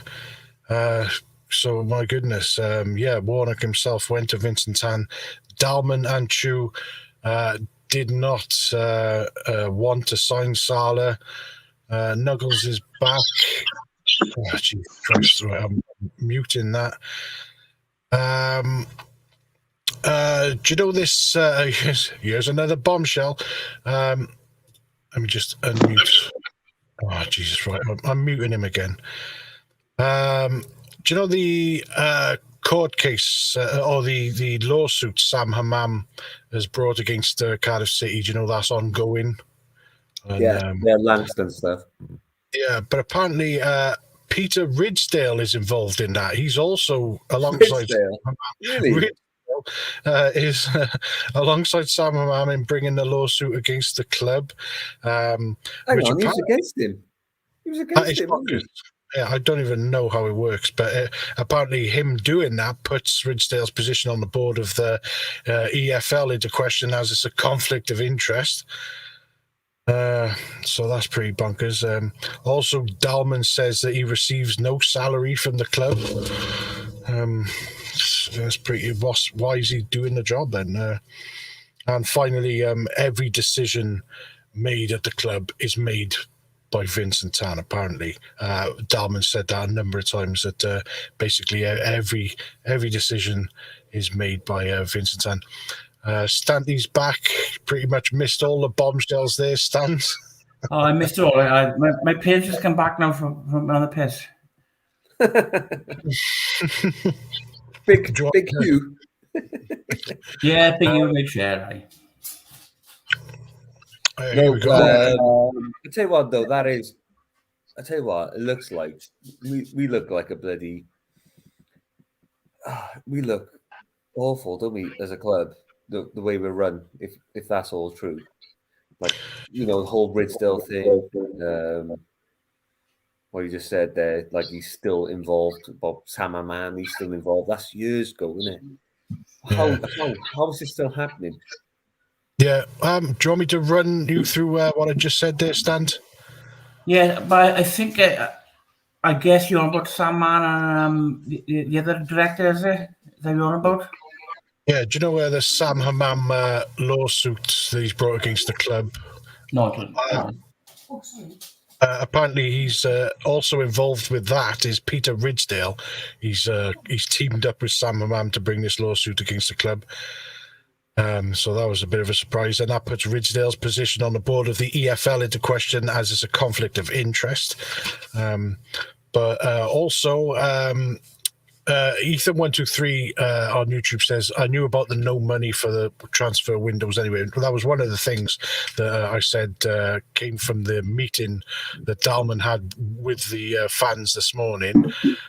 Apparently he said that there's no transfer funds. Every time I unmute Nuggles, he makes that noise.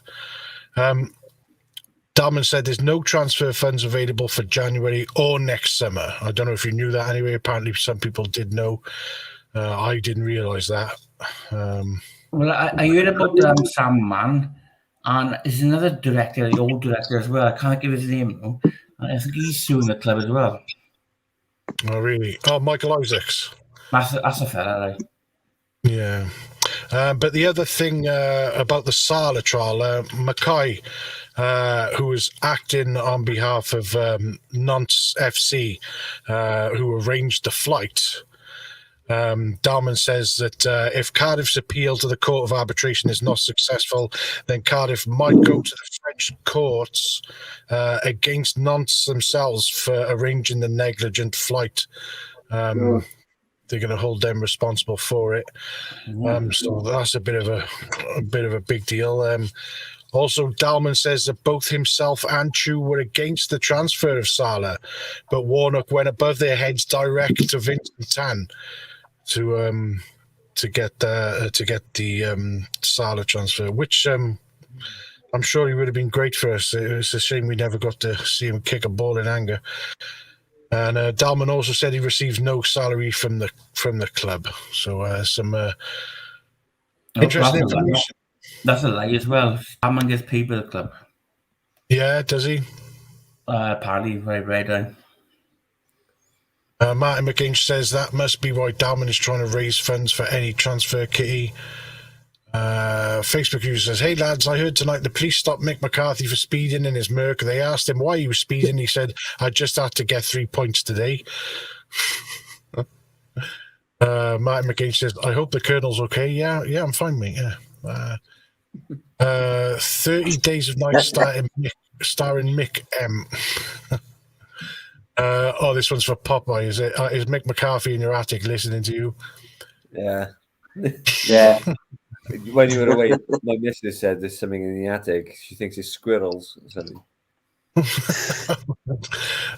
Colonel, thank you for watching loads of horrors. We've been watching loads of horrors this week. Oh yeah. I say we watching the Babadook and 30 Days a Night and all that. So she literally just texted me just then saying there's something in the attic rumbling around. I'm like, what the fuck? So I'm not going up there. So. Hey Ross, have we talked to Vern? Ross, have we talked to Vern? No, mate. Speaking of which, so Blue Tuesday, like trying to text him, he hasn't read any messages in weeks. To be fair, so I hope he's okay. Genuinely. Yeah, of course. Like he hasn't read a message or been online for ages. And like, no. Sometimes I like to pick him up. We'd go for breakfast. There's bloody breakfast are crap. Like I go and eat that bacon and hash browns and beans. I think that's all he's if you're watching Blue Tuesday, I hope you feel better, mate, and drop us a message if you can. Let us know how you're doing, mate. No, but genuinely, yeah, come on, Phil. Get online. Tell us how you're feeling. No, but that's the thing, though. He hasn't read. Like I got his number, WhatsApp messages, and he hasn't read them in a number of weeks. Oh, so I see. Oh shit, man! I hope he's all right. So his missus used to send like the messages for him because he's obviously his condition. He struggles with like a bit of light. So his missus, like she say his messages. Your messages from Ross. He didn't struggle with light when he beat me in fucking Corfin Tonky. Hey, how are you? And all that. And like he responded, and she texted, but there's been none of that since. So I'm a little bit worried for him, to be honest. Yeah, that's worrying. I hope he's okay. Fingers crossed. Martin McInch, if we lose the Salah case, we will receive a points deduction from the EFL. Dalman probably has shares instead of wages. We'd receive a points deduction for losing the Salah case. That seems a bit harsh, doesn't it? We don't know that, do we? We don't know that until they fucking finalised. No way. We're not going to get a points deduction from that. No way. Norris is back. You right, Norris? Right. Malarkey on the forum says there's something crawling in the attic. That'll be Dr. Lecter. That's my house. That's him. That's him. We got the broom. Do. I was just reading the thread on there. What you say, mate? I was just reading that thread there, and I'm seeing Dalman throwing Tan under the bus or something. Yeah, a little bit in the meeting, the meeting they had with the fans groups earlier on. He said that Tan controls everything in the club. No decisions happen without going through Tan. Warnock went over Dalman and Chu's heads to sign Salah. Went straight to Tan. But yeah, apparently he was quite. he wasn't as obsequious to Tan as he normally is. So it's just not all good there at the moment at the club, is it? You don't know what to believe with Dalman, do you? What? But with Dalman, you don't know what to believe, though, do you? Because I don't believe a word he says. Though. That's the thing. Yeah, Dalman. He doesn't. He's a bit of a snake oil salesman in a way. He doesn't. Who's making all that noise? Just mute that. Yeah, he's bit of a he says things and he doesn't quite answer questions, and he's like a Tory, isn't he? He's like a Tory. Yeah, he's like, didn't you get chucked off of Call Rob for saying that? Well, I didn't get chucked off. It was just I think Rob had to cut the conversation short. He had to apologise, saying some strong political views there. I apologise for that, but for saying he's Tory. Yeah. A strong bloody Tories. Oh yeah, we've got a Tory live on the stream with us. Mark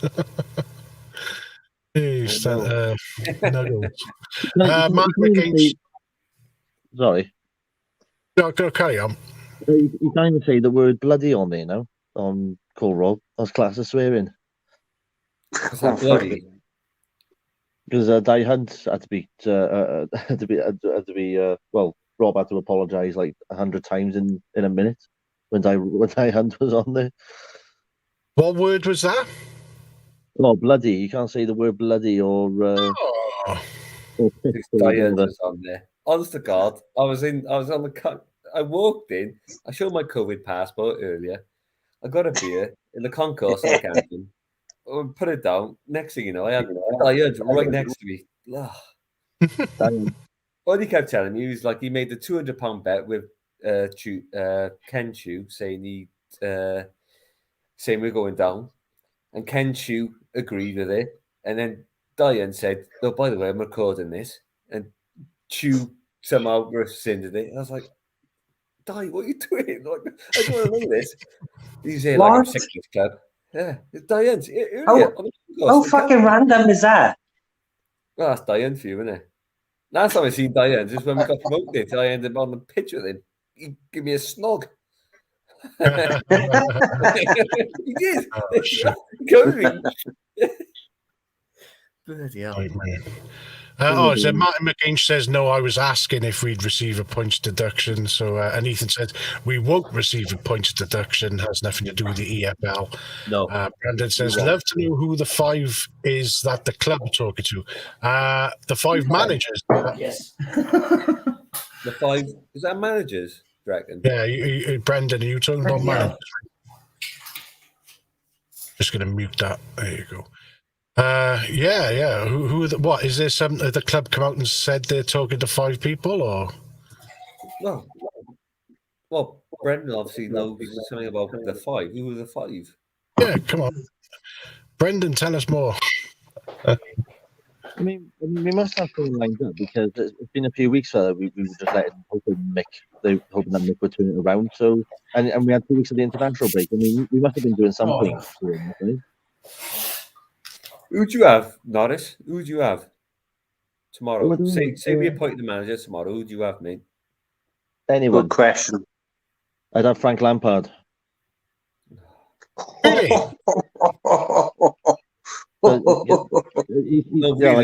Realistically, he's going to Premier League side, isn't he? Let's be honest. Oh yeah, well, up there would be either Chris Wilder or give. I think even give Steve Morrison a crack at it. I'm happy with Steve Morrison. The best thing Frank Lampard done was sign Mason Mount. That's the only thing he's done now, really. What? And Harry Wilson as well. He had Harry Wilson as well. Oof. No, Mason Mount. Yeah, that's the only thing. That's the only thing Lampard has done. He's already at Chelsea. Yeah, Mason Mount. Frank Lampard signed him. Yeah, he signed for Derby, but he was already at Chelsea. He was on loan to Derby. Yeah, he got Derby to a playoff. Frank Lampard signed him. Yeah, because he was at Chelsea. He got Derby to a playoff final as well. Well, that was the best thing Frank Lampard done, was sign Mason Mount. For Derby, yeah. And Harry Wilson for Derby. They were quality together. They were. And they got him to the playoffs. But Mason to Mount Chelsea. was Chelsea. To Chelsea? He signed him for Chelsea. We never. He did. Frank Lampard signed Mason Mount for Chelsea. Mason Mount was already at Chelsea. Yeah, That's why he loaned him. Huh? He was a youngster. He was a youngster at Chelsea. He came through the bloody ranks. Okay. I'm wrong then. Facebook user says Cardiff is clearly a Premier League city. Of that, there is no doubt. I am utterly sick of owners failing to match up to the obvious opportunity this city offers. Well, bloody said, mate. Bloody hell, good. That is a fucking great fucking analogy there. We should have been we had an opportunity to be a big club, well, to be a top tier club in the 70s, but we sold Toshak instead. We just sold our best players and we just never pushed on.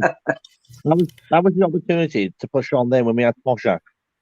That was the opportunity and we just chucked it away. Yeah. Can we all agree to push on from the 70s a minute? Martin McGain says, bring back Dave Jones. Would you have him back? Yes. So we haven't played the football that we played since he left. That was the last time we ever played good football. The basketball shagger. Get him back. You can't deny that. That's a rotten, that's a weird one to tread though, isn't it? Do you remember when Newcastle brought back Keegan? Yeah. Like 10 years after, and it didn't quite work. It was under Mark Ashley, to be fair. They brought it back thinking they're going to get the whole same sort of thing. The thing is, Dave Jones has done nothing since. Like, he got Sheffield Wednesday promoted from League One, and then he failed at Liverpool, which is down to Jeff Stennon, actually, in a way. Actually, I thought Jeff Stennon was a disgrace, the way he treated What have you done? What have you done? No, but okay. Since Dave Jones left the city, I went to Africa. If you want to know,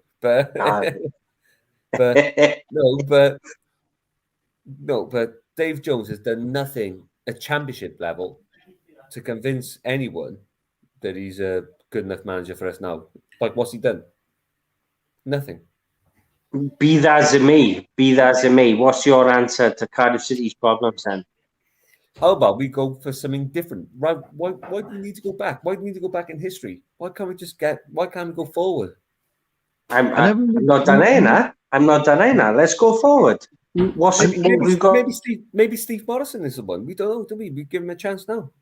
I never understood with Tan why we never gone through like the continental approach or bringing in like an Italian or a Spanish coach, to try something different. I mean, the only foreign manager we've had in our entire history is Ollie, isn't he? He's the only foreign manager we've ever had, isn't he? Well, he's rubbish. He's bloody crap. He was rubbish. I mean, we haven't got the money to do it, even if we wanted to now, apparently. Especially if there's no money for January or next summer. So, honestly, I'm going to put it out there. I think Alex Neil. Genuinely, Alex Neil. Alex Neil. Yeah, but he's similar to Neil Harris, though, isn't he? Well, other than better than. No, but with Alex Neil though, he starts off well, but then it goes stale, doesn't it? And then he ends up. Alex Neil's got a team out with the Championship into the Premier League. Yeah, but that was a good Norwich team though. But the thing is though, after that period when he won that, the Norwich fans were saying that he ends up playing players out of position, and he ended up being more defensive. Are Preston better now without him? Genuinely. Oh my God. Colonel, are you allowing somebody to say that we need Alex Neil to be the next Cardiff City manager here? I think it's a fair question. I think it's a fair thing. I've seen it talked a lot. A lot of people have said Alex Neil for weeks now. What? I could see it happening because he would be cheap. I could see it happening. No, Norris, do you reckon Alex Neil, if you got Alex Neil now, do you reckon he'll keep us up? Genuinely. I think he would, yeah, but he wouldn't. Exactly. That's what we want. Can I go? Can I go back to my favorite manager ever? The guy that delivered the greatest European Championship ever in my life. Chris Coleman. Oh, where he's failed at every somebody that had the pulse of the men, and delivered that European Championship. Took us to the semi-final. I might add. He got sacked by Coventry, didn't he? Graham, that's international though. He failed to Sunderland. If he could do that he failed at Sunderland. He failed at Sunderland because there was no money on the table. It's crap at Coventry as well. He had Ocean Roberts as well alongside him. He was pretty much the mastermind behind it. I know Ocean Roberts is at bloody Crystal Palace doing okay. Boys, let me tell you something now. We have just witnessed Mick McCarthy taking us the worst spell of Cardiff City's results ever. Chris Coleman took Wills to the best result ever. It's a non-plus, isn't it? Yeah, but since then he's taken Sunderland to their death. Huge. Oh my God! Since then, my God! Yes. Huge. Don't you don't have to lean into the mic. It's just so loud. You're so loud. Ethan, sorry, boss. I'm here. Ethan 123 on YouTube says Wilder, Flynn, Ainsworth, Alex Neil, Ryan Lowe, and possibly one more. Don't be surprised if it's a former player. These are the 5 managers he was talking about earlier, was it? All right. Okay. All right. Football with Brownie. Dave Jones is part of Bury's football downfall as he was director of football there. That's harsh. That's harsh. Bury was going down. That's not Dave Jones's fault, is it? That's just the way football is, and they were Bury. Yeah. I wouldn't nothing to do with Dave Jones, is it? No. Bury going to the Dogs. Oh, well, there you go, Brownie. It's not Dave Jones's fault there. Martin McGain, they will find money if we're in the bottom 3 at Christmas. Well, we're out there looking for finances, isn't we? That's Dalman's come right out and said we're looking for finances. I've got a feeling Mark Hudson is in the mix as Brendan. That'd be interesting. You get support from the fans, Mark Hudson, if he got given the job, wouldn't he, Mark Hudson? The fans love him, you know. Experience only. Yeah. He did Huddersfield assistant manager, didn't he? I think he was caretaker manager as well, wasn't he? Yeah, he did. He did a few games for him in the Premier League as well. But I don't think so. We need someone. When we had that German manager. Yeah. Well, I got one. Alex Ravel. Who? Fuck. Alex Ravel. Oh. Really? Nozza. And Russell Slade is director of football. Oh, I thought you were a mushroom then, Norris. Fuck me. Yeah. Actually, we did have a director of football. Well, it was him, innit? But for like 20 days or whatever it was, until he went to Charlton, didn't he?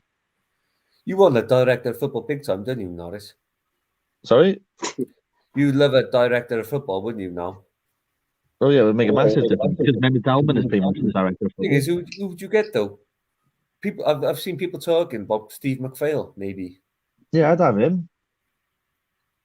He knows the club, and he's done a good job at Shamrock, you know. Is that what he does now, is he? Steve McPhail does director of football Shamrock? Yeah, I got in Europe, didn't he? I didn't know that. Well, I didn't know that. Yeah. I think Shamrock got quite well in Europe and Norris, isn't he?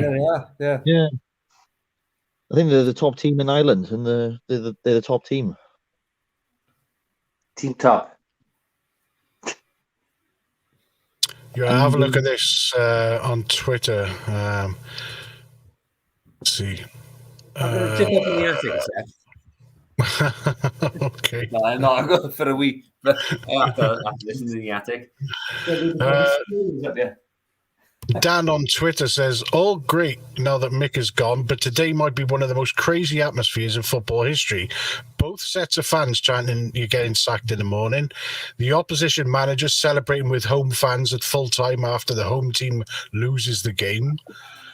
Cardiff fans almost cheering on Bamba to score against us. Bamba doing the Ayatollah multiple times in the game whilst playing for the opposition. Such a strange experience. Fucking hell. That's not including the amount of abusive chanting towards our own manager at full time. Thank fuck Mick has finally got, because that hostile atmosphere is unheard of. Yeah, that's mental, isn't it? Yeah, Jesus Christ. He got too much That's praise. fucking harrowing. Well, it is sad, right? Because say bit to Mick, right? We had no players, no money, and we don't have bare bones. And he had shit, maybe, and he knew. I think he knew at the end that was the end of him. Yeah. Literally, he nothing to buy, is he? Nothing to bring in. You know what it reminded me of? It reminded me. Have you seen The Damned United with Brian Clough? Yeah. And they were chanting for Don Revie. There's only one Don Revie, and he was just looking behind him, and all the Leeds fans were just chanting Don Revie, and he was like, "Fuck this! I know I'm just getting sacked." It reminded me of that. Well, I think I'll say he was dead man. Middlesbrough Cardiff don't have a team of wills to play, players with passion. So Coleman wouldn't work. This chap here, Martin McIntosh. There's no way he can't say that. Not Martin McIntosh. If you want to come on the forum and talk, no way. Chris Coleman delivered. Let's think about that for a minute. Everyone slags me off for fucking saying Chris Coleman. He delivered the best Welsh result in all of what we've known as football fans, yeah. Yeah, but don't forget. We got to the semi-final. We got the semi-final of the European Championship under this manager 5 years ago. Yeah, but he had some world-class players, though. It doesn't matter how many years ago. Yeah, we don't have a Bale or Randy, do we? Exactly. Was that Gary Speed's team, mind? Yeah. Yeah, he built Gary Speed. Yeah. So back then, if we live in a world back in the day, we'd say he was crap, would we? Would we say he's crap? He's crap now.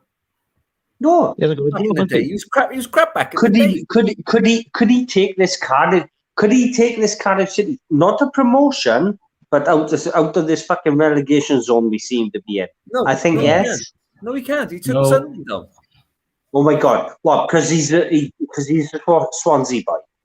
Sunderland. Every team he's managed has been crap at. Sunderland just come down from the Premier League, had a better squad of players than we got right now, and he's took them down. What's significant He's been crap at. He's crap. He's a crap manager. Yeah. He got lucky. Other than Fulham, what's he ever done other than Fulham? He's done nothing. Nothing. Right, so I got to take my reading glasses off him, and I got to scratch my head and stuff. You don't have to tell us that. He's the best Welsh manager we have ever had in our lifetime. What about Giggs then? In our lifetime, Chris Coleman is the best manager we've ever had. He has taken us to levels we've never seen in football before. Would you take Giggs? Would you take Giggs? No, fuck him. Why not? Because he didn't turn up as a Man United player when he was Alex Ferguson's fucking right hand man. He didn't fucking turn up for friendlies for Wales then. I don't know about fucking Giggs anyway. I'm on fucking Chris Coleman. Chris Coleman fucking had the pulse of the men. That took us to something to levels that we didn't know as a football fan. Graham, great. You forget one thing. Whether or not we accept all this, what you're saying, He's a Jack bastard. Except who? He's a Jack. That's the problem, isn't it? That is the problem. No, I've never wanted. You wouldn't want to come in fact, I don't know whether he said himself he could never But manage. is Jack or not? We fucking snowflakes, are we? He took Wales to the fucking semi-finals of a fucking European Championship. So what? What's he going to take us to the semi-finals of the playoffs? If he took Cardiff City to the Premier League, you'd be happy with that, wouldn't you? I'd be happy with bloody Mr. Blobby taking us to the bloody Premier League. But, Yeah, exactly. You know, Exactly. Chris Coleman, his record in the Championship, it's not international level we're looking at. We're looking at... He done right with Fulham. What, in the Premier League? Yeah. He was taking them down. He didn't with Coventry. He took Sunderland down. He's done nothing since. Fulham were on the way down in the Premier League before they sacked him as well. Exactly, yeah. Oh, my God. Nichols is strings. Jesus. Bloody hell, boys. Did he not do it right with Wales? Yes, but what of else course he did. has he done, though? That was 5 years ago. Oh, that's all right then, because it was 5 years ago. That's all right then. Did he not provide us with the best fucking European fucking championship we've ever witnessed in our lives? Stop shouting, no way. Yes or no? Yes or no? All right. Did he? So, do you fancy having Gareth Southgate as manager then? What, for Cardiff? Yeah. Well, I'd rather Chris Coleman, to be honest. Over Gareth Southgate, who took his team to the final. Yeah, fucking right they would, because he'd have the passion. He'd have that final ticket, if you like, to take us over the line. Chris Coleman had Gareth Bale, Aaron Ramsey playing at their peak. Oh my God! Why is everyone questioning Chris Coleman? Why? He's a rubbish manager. He took us to semi-final. Semi-finals. He beat his Sunderland side 4-0. You what? We battered his Oh Sunderland. my God! You're not talking about Sunderland, do you? You can't talk about this club. It's Championship. They just come down from the Premier League. They had quality players. They went straight down. Coleman had a lot of good coaches behind him as well. He had Paul Trollope as well. Yeah, Ocean Roberts. Oh my God! I can't believe you won that. Won him, Cardiff. Can't believe it. These are kids who play Football Manager on FIFA, isn't it? No. It won't be the same setup as he had at Wales. It just wouldn't be the same. Oh my God. Unbelievable. Anyway, you got your opinion, boys. You got your opinion. Yeah, no, that's your opinion. Okay, mate, that's fine. That's Cardiff City needs Chris Coleman as manager. That's the in and the out. It's as simple as that. To be fair, though, he has said before he would never manage Swansea or Cardiff. Yeah, well, fuck him, man. Fucking hell. No, that's fucking blatant, isn't it? That's blatant, isn't it? You got to fucking manage Cardiff. No, that's you got to manage Cardiff. Because he loves Swansea. He's a Swansea fan.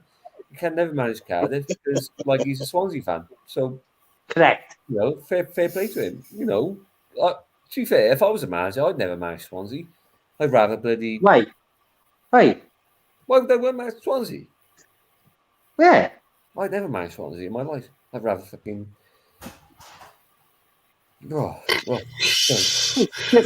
It's a modern world. It's a modern world now. Oh. Malarkey, are you there, mate? Malarkey? Are you there, mate? Malarkey? No. I put Nugent on mute. He's still talking. I put him on mute ages ago. But Martin said he put in there as well as completely correct. It's Coleman had Robson Campbell playing. How are you doing, boys? Yeah, Malarkey. Is that Malarkey? Oh, he put some dodgy gif up now. Is he? Malarkey, hello. Oh. He did Martin see what's happening, did he? He said something, but then he just, I don't know, can't get a word out of him. Popeye, is Mick M hiding in your attic? Probably not. Okay. I've unmuted Nugent now. Nuge, do us a favour and stop shouting, no way. What's that, sorry, bruv? Just try and stop shouting, will you, mate?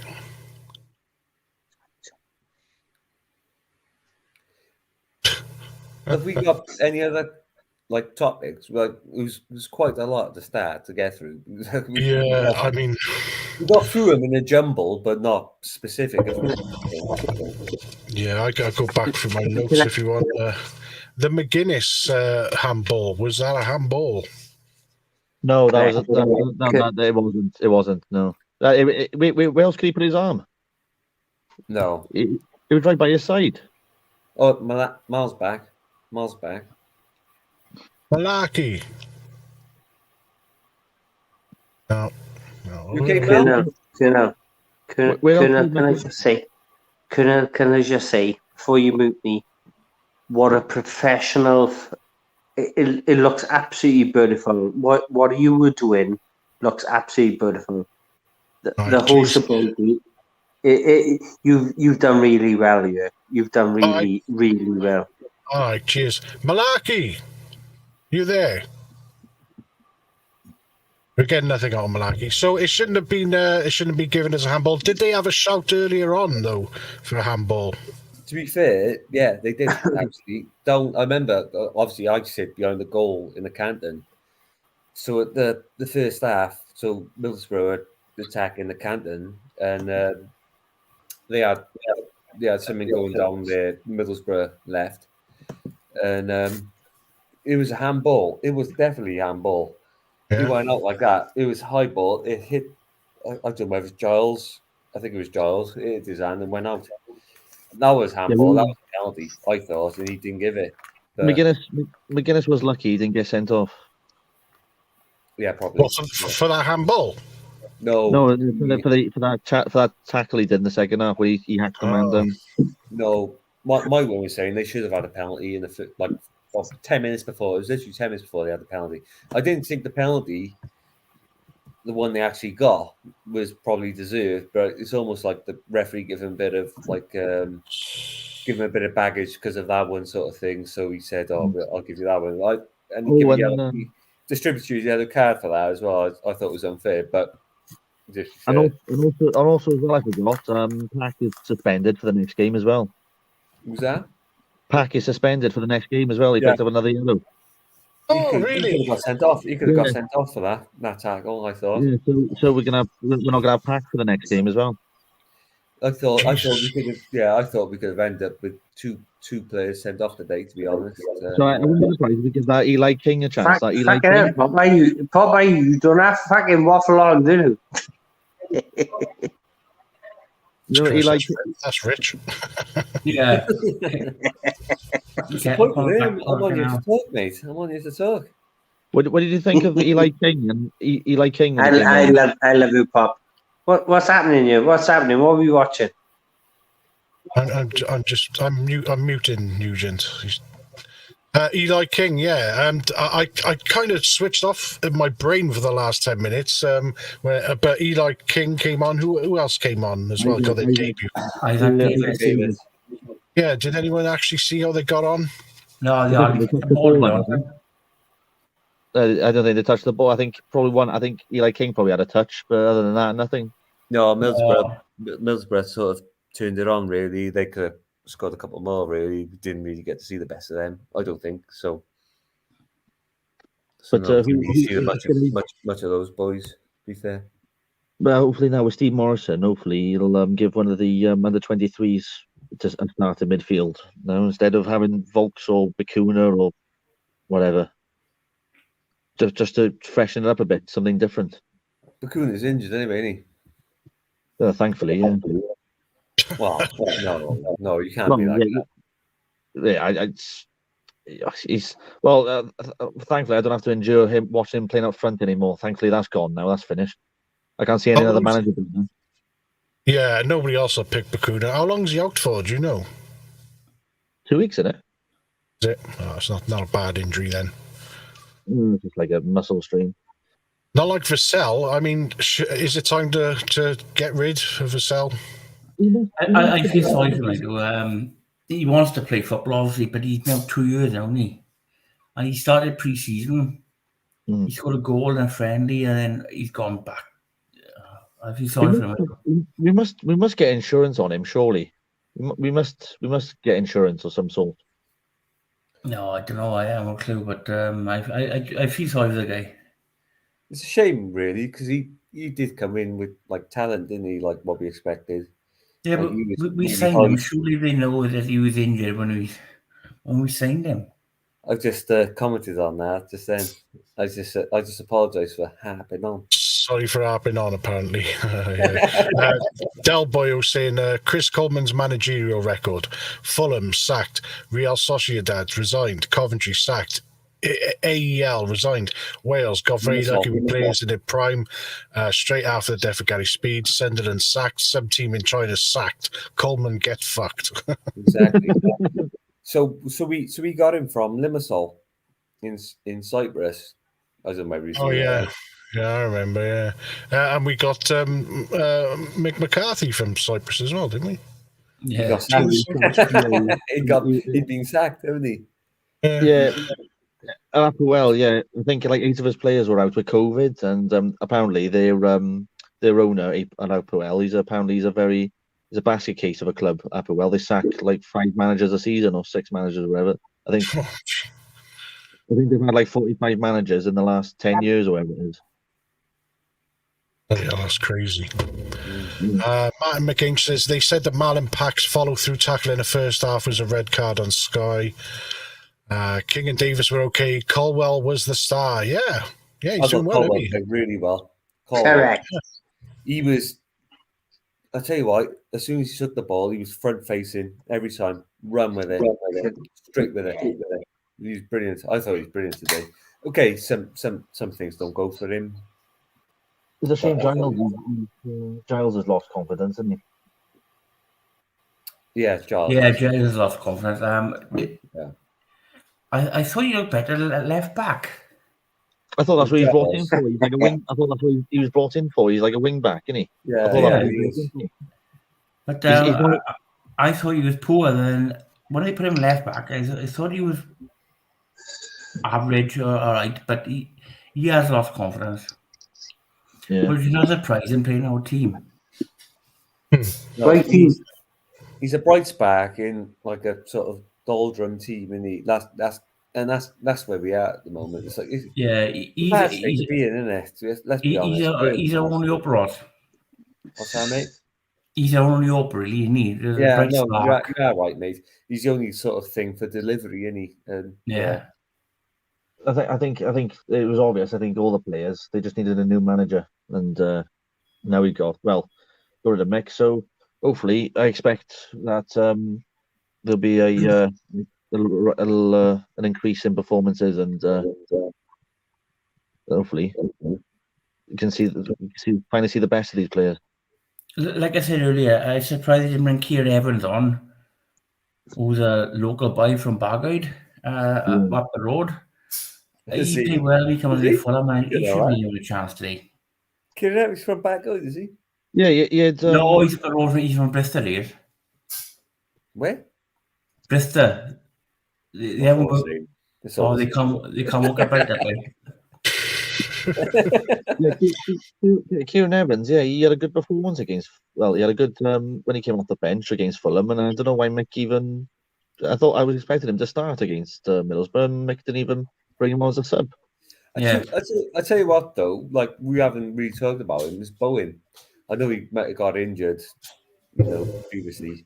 He looks quality. He does, Bowen, doesn't he? Oh yeah. He looks like a really good little player. Like seriously, in the centre of midfield, he looks. Yeah, he's not attacking midfielder. He's more of a sitter, isn't he? Yeah, so that's why we like the look of him. He seems like you could sort of get rid of obviously Volks, get rid of him anyway. He's got a better like if Rolls is fit, like I quite like Rolls, but him and Rolls in like when we played against Reading, really, which we dominated the game. I'd like to lose, but. Do you know Bowen Norris? Is it you and Hartley know him? Is Hartley? I don't know him, but I think Hartley seems to know. I think he knows a bit of his family because he's from Merthyr. Is Hartley's cousin? Oh, right.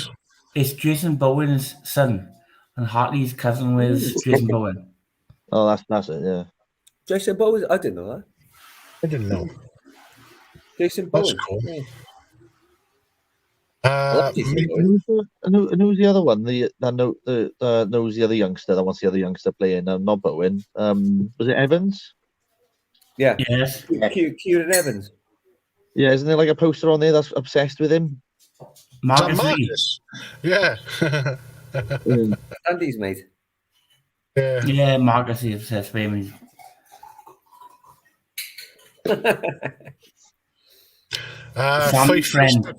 Facebook user says Mick McCarthy gone, football on its way back onwards and upwards. Can't wait for the Stoke trip. So it's good that fans are still looking forward to going and watch Cardiff. Marcus Edwards, he's watching. Top player. There you go. Hi, Marcus. Good to see you, mate. Martin McCain, unfortunately, we started going downhill once Gunnarsson left us. Yeah. It is. Yeah. That's a fair comment. Really. It's true. Yeah. Correct. We've missed that sort of like that middle man, like sort of protecting the defence of me since Gunnarsson's gone. And losing Bruno Manga as well. And Bruno, yeah, you are right. Yeah. I thought he was our best defender. Yeah. I thought he was better than Morrison and Bamba. Definitely. I mean, Manga was quality. Manga was brilliant. Yeah. And we replaced him with Flint. Sorry, mate. Yeah. And we replaced Manga with Flint. Oh, well, to be fair though, Flint's been our best centre this season, hasn't he? Top scorer as well. That's shocking. Yeah, he did. Thing about Warnock, he played Manga at fullback in the Premiership. Played him right back, didn't he? Yeah. Marcus thanks for my birthday card, buddy. And he signed Camarasa by accident, didn't he? Camarasa. Yeah, he got it. He scouted him. Oh, I love Victor. Victor was wicked. I'd take him back tomorrow.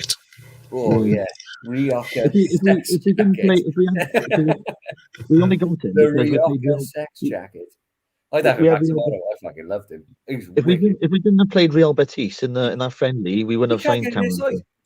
You can't get in Real Betis side. Pellegrini manages them. You can't get in their side. He's at another club now, isn't he? No, is he injured? Well, I think I think he was injured. Yeah, I don't know if he is now. He couldn't get a game with Crystal Palace, could he? Palace. Oh yeah, Sod Palace. Should we have a quick look at? Marcus Edwards says, forgot about that. I got Ash and Stewart. Is that your birthday card? Is it, Stan? Yeah, born the same day, but obviously Marcus forgot about me. Believe it or not, that's Stan's real name is Stu. Stu. Yeah, he's a Stu. Should we have a quick look at the forum just to see the messages that came up after the game before Mick was sacked? Just to see what people were saying. Here we go. Warnock doing the Ayatollah, clapping the fans around the ground. Sack Mick and Kiefer may be worth some money again. Don't sack him and Kiefer will go for peanuts and we'll be in League One by March, said Blue Nugs. Dr. Lecter should have landed it on Mick's face. What did he say? Warnock just wound up a twisty fist for the Cardiff fans. Bless that man. Dr. Lecter said should have landed it on Mick's face. Into the zone by tonight then. We could have been in the relegation zone. Face Paint says I'd give him 2 more games. What? He's joking. 1 goal in 8 games. Laugh my ass off. How many? Fucking hell. 1 goal in a game. Fucking bosh. Keith's probably got his bags packed already for January, and who can blame him, says Lecter. I don't blame him. Fair Play didn't think this would happen. Yeah, this is Warnock. Warnock going off at the end. He's going to do a fist pump. Here he comes. Here it is. And then as he's going off the pitch, he does an Ayatollah. Yeah, our fans enjoyed that. No, don't those fans realise that he's partly the reason why we're in this situation? Yeah, that's the irony. Yeah, he is responsible for a lot of the mess. It's like the fans are so easily fooled sometimes with a fist pump, isn't it? Yeah. Malky played on it as well, didn't he? The fist pumping nonsense. Oh, don't talk about Malky like that. I love Malky. Malky is the best manager we've had. No, but he's a racist, though, isn't he? Well, yeah. No, yeah. I'd have him back today. Yeah, but like he's the only one who actually give us an identity after Dave Jones. Since then, we've been like free fall. But wasn't him and Moody when they were like making money on the side, like for the signing? I honest to God, I think we were staying there by the Malky. We were outside the relegation zone. We were outside the relegation zone when he got sacked. Brought another guy in the Solskjaer. We went down without a centre. Under Malky, though, the football was awful, though. No, but that's the myth. It weren't. It was not awful at all. No, I enjoyed it. It wasn't. It's that first season he had. We played some wicked stuff. Do you not remember, like, the first season? He had 10 professional players. And he brought in Kenny Miller, he brought in Garrison, Don Cowie, all those players. And we made it to the championship playoff. We finished 6th. And also as well, we played decent stuff. And we made it to the bloody League Cup final. About that League Cup run, we had an easy run. So after we got changed to red. So we probably got put under pressure to get promoted. Oh, we finished first. We finished first. He did his job. About the Carling Cup final, though, we did have a very easy run to the final, though, didn't we? Well, we beat everyone put in front of us. Yeah, but like Dave Jones's then. The only love Dave Jones. All we had was the worst side we had was Barnsley. I think the only Premier League side we had in that run was Blackburn, wasn't it? And they were going down, didn't they? It doesn't matter. The only Premier League side we had in the FA Cup run was Middlesbrough. Gareth Southgate, who were rubbish. Yeah. Well, they were like a mid-table at the time, I think. Well, so were Blackburn. So no, they were in the bottom 3. Well, it doesn't matter. We made it to the final. It doesn't matter. We got the final exactly right. Made it to the final, and put it this way: put more of a fight against a Liverpool side managed by Kenny Dalglish rather than a Portsmouth side who finished 8th in the Premier League in the FA Cup. Do you think Malky's side? Do you think Malky's side was more quality though than Dave Jones's side? No, not quality, but more. More sort of they give you it sort of thing. I think Malky's team was more hungrier than Dave Jones's team was. Yeah, I agree with that, mate. Because Dave Jones' team wanted to take in, but they were lazy fuckers. A lot of the players. Yeah, because we had has-beens in that team, didn't we? We had Jimmy Floyd, who was a has-been, who couldn't be bothered to turn up for that final. Well, he did, but he was like playing with 10 men in that final. Thing is, though, Norris, we need to remember that season, Dave Jones' season. So that was the season after. So we sold Chopra to Sunderland, didn't we? Yeah. For $5 million? Wasn't it the thing? Did we buy him for the same amount of money? Did we buy him back for the same amount we sold him for? No, but we sold Chopra. We sold Chopra off. We brought in the Jimmy Floyd Hasselbank, brought in Gavin Ray, Robbie Fowler. That season, but we had such a poor run. We're on about getting rid of Dave Jones because we're on a really poor run. So that 06-07 season, we were on a really poor run until Christmas. And I remember we had to beat Colchester. And Colchester were 1-0 up against us against Ninian Park. We done them 4-1. Whittingham scored one. We done them 4-1, and we were in like that. Since then, we've done Chasetown, blah blah blah. We ended up finishing 12th in the league or whatever it was. We ended up making it to the FA Cup final. But we were a poor championship side that season under Dave Jones. I bet you that midfield that we had of Whittingham and McPhail, I bet you can have that midfield now over this one. No, the midfield were Whittingham and McPhail. Witz was out on the left. He was in. Didn't he like tuck in as well? No, because we had Whittingham and Shimmiker. Shimmiker was class. Shimmiker was absolutely class. Was he injured though at the time? Didn't he get injured though? Shimmiker. Yeah, he got injured. Shimmiker. He's wicked. I love Shimmiker. He's a wicked player. It fell apart when he got injured though, didn't it? Yeah, it did. Yeah, it did. That 06-07 season it did, mate. Yeah, you are right. Then he came back. Wasn't it away at Watford?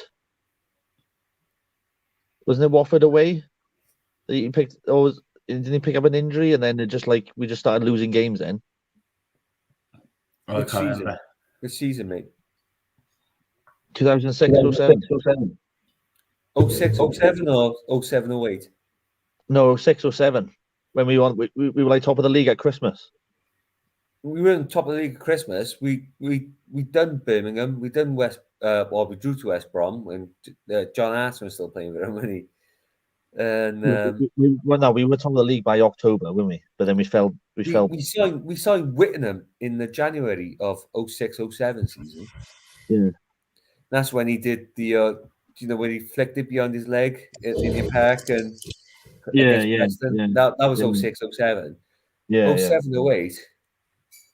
07-08 is when the FA Cup final was. Yeah, that was a mid-table season, wasn't it? What's up there, Del?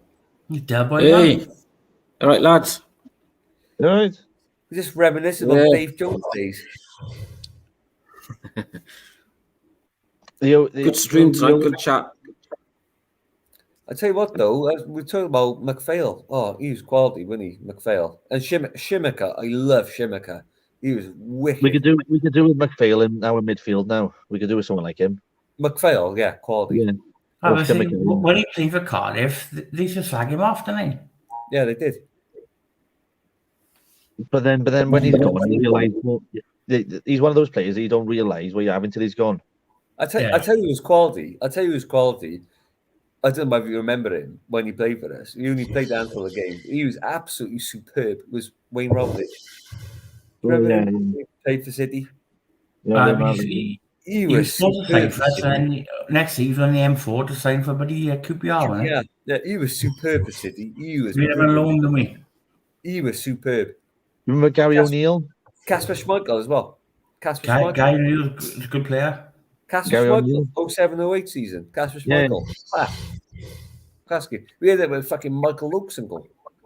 Constantopoulos, whatever his name was. Stanty.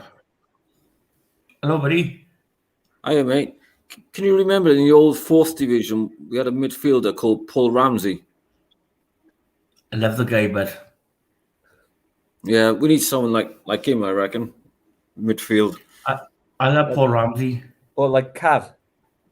Yeah. Paul Ramsey was class. Olafin Jana. No. He was good, Olafin Jana. He was for like 10 games. He fizzled out, didn't he? Yeah, he fizzled out. No, Paul Ramsey was a great Del boy. But that was the 4th division. Good to see you, Del. You all right? Yeah, all good, mate. All good. Yourself?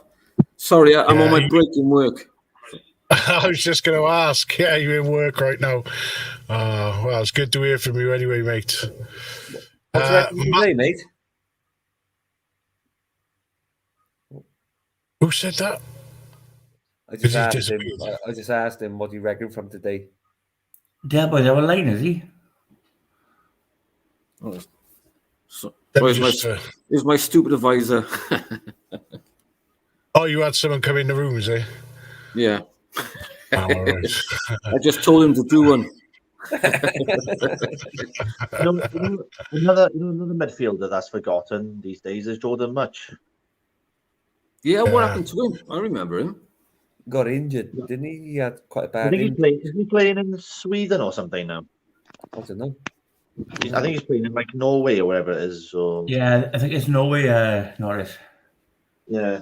I think he went to Australia. He's gone downhill. As soon as he left us, it just went downhill from there for him, didn't it? Yeah. He was quality. He just got hindered by injuries, didn't he, mate? He just got hindered by injuries. I think Redknapp signed him from us for QPR, and Fraser Campbell went to Palace, which he spent most of the time on the bench. He was on good money. So he wouldn't have minded. That's right, yeah. And that's right, I think Jordan Much went to Crystal Palace. He did, mate. Yeah, you're right. Yeah, he did. But Was that that boy? Happy birthday, you old fucker. Gee, buddy. That was yesterday. I was in bed by Cobblers 11. It's not Stanley's birthday anymore. It's Wavy's birthday now, tomorrow. Oh, yeah, Wavy, hey. Yeah, Sunday. His birthday's in 15 minutes. Happy birthday, Wavy, if you're actually watching this. We've been on for 3 years. No, I was in bed by Cobblers 11. I was absolutely wrecked. I only bought for a pint. Walked to town. I thought, I'll have a quick pint. And picture that. A quick pint. Did you see his messages on his phone last? You see him? He's giving him kisses. Oh, dear me. I'm surprised that we haven't signed any free agents. I'm surprised that we haven't brought any free agents in. Yeah, why not? Hey, could use them. You know, who's available? You know that midfielder that was that Mick had, that Irish Jack Byrne. Oh, was he available? Yeah, he left. He cancelled his contract with that. Cypriot side, McCarthy. Oh, and we didn't snap him up. Yeah. Whether the ball told him not to, I don't know. Well, you might say can't afford him. Apparently, do you have to wait until January before you can sign the free agents, or you can sign them anytime? No, you can't, because Robbie Brady just signed for a side, didn't he? Bournemouth. Yeah, Bournemouth. Yeah. So he's a free agent. You can sign him anytime. He's a free agent. We didn't go for him, and he wouldn't have been expensive. But and he's not old either. Jordan Much is in Australia, says Martin McGinch, MacArthur FC. Oh. Marcus Edwards, he plays in Australia. There you go. So that's confirmation of that. Rudy Gestede is playing in Australia as well. Is he? Yeah. Who, Rudy? Goodness. Yeah, Rudy Gestede. Yeah. Well, the last time I went off, yeah. Nice. He was playing for was it I don't think it was Melbourne. Rudy Gestede. Yeah. I'm not sure, mate. He played for he played for one of the top teams there for a period. I don't know where he is now. Hey Del, Nuggles got me and you. Thought we look alike, so you know. Where's he gone anyway? Did he get kicked out? I don't know. There you go. Like you with your big brown beard and me with my clean shave. But, yeah. There we go. Gestede plays for Perth Glory, says Martin McGinch. Perth Glory. He's out on the the west coast then of Australia. I tell you what. The good thing about that. Do you remember when Mackay took over, and our first game we played West Ham, and they had Sam Allardyce as manager. It was live on BBC when they used to play championship games on BBC. So was Jason Mohammed? No, it was like live on BBC. So it was like on a Sunday. So they used to play championship games rather than Sky. The BBC used to play championship games. And it was our first game under Mackay. And West Ham had Sam Allardyce as manager. And Mackay just took over City. And we had Rudy Gestede playing, Kenny Miller, and all that. Do you remember? They battered us. They had Kevin Nolan. They had everyone. They battered us all game. Did Kenny Miller score the winner? Do you remember, like Rudy Gestede, the tackle one on the touchline, didn't he? He put it back. He just looked and he looked awkward running with the ball, didn't he? Yeah, he did. Yeah, he pulled it back. And Rich looked like he was about to ping it in, but Kenny Miller just slung it in. Look, who was their keeper? He was an England keeper, wasn't he? Rob Green. Rob Green, that was it. And he scuffed it in, didn't he? Yeah. Oh, brilliant that was. I remember I was in my mate's house watching it. And my mate's father, he had gout and he was jumping around. He had gout. He was on the floor. And then we lost to Brighton. Then we lost to Brighton 3-1 at home. Yeah. Oh yeah, there you go. Played in the playoffs, didn't we? And Gus Poyet. Well, I think they were mid-table last season, but I think they were in the playoffs the following season. Brownie, yeah, that's another one. It was a last-minute goal, said Brownie. That Gestede one, was it? Last-minute goal. Yeah, the Kenny Miller one. Yeah, when straight Miller. Rob Green's hands, he gave her all that. Would you have Gus Poyet as manager? City were in the white kit. Yeah. Hey, would you have Gus Poyet as manager? No. Yeah, he's because he did a good job at Sunderland, and he kept them up. And No. Martin McGinch is saying it wasn't Perth Glory. He was at Melbourne Victory, but he's now at. It says that means Panathinaikos, doesn't it? In Greece, 12th in the league. So there you go. Good on him. I just want to go back to something you said earlier. There is. I agree with Popeye. We were above West Brom, fourth bottom. Then they sacked Malky, and we went downwards. That was something we were talking about earlier, and that was also when we sacked Mackay. Yeah, that's it. I don't think we're going down. I think he's up. I know obviously the way Mackay's come since. Obviously, he's an horrible bastard. The way he has been, and the way ex-players have spoken about him. He was obviously an horrible prick. But you listen to Morrison and Anthony Taylor and players like that. They loved him, and we were above. We were above the playoffs. Not playoffs.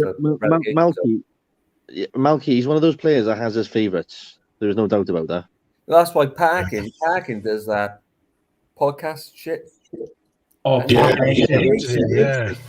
He hates it. But Parkin was a big fucking lump, wasn't he? So I'm not surprised. Dave Jones signed it. I imagine Malky was a manager of standards, and he probably looked at him and thought, "What the fuck are you doing here?" Sort of thing. I think he hated him, wasn't he? Craig Bellamy didn't like him.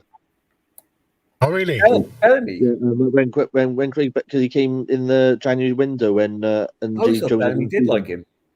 When Bellamy was there and in his first loan spell, and Scott Parker came into the dressing room, it was like, we're a club going for. Bellamy was like, hang on, we're a club going for the Premier League and we're signing crap like that. How are we going to get promoted signing players like Scott Parker? Oh, he hated Parker. I thought you were saying he hated Mackay. No. Bellamy didn't like Parker.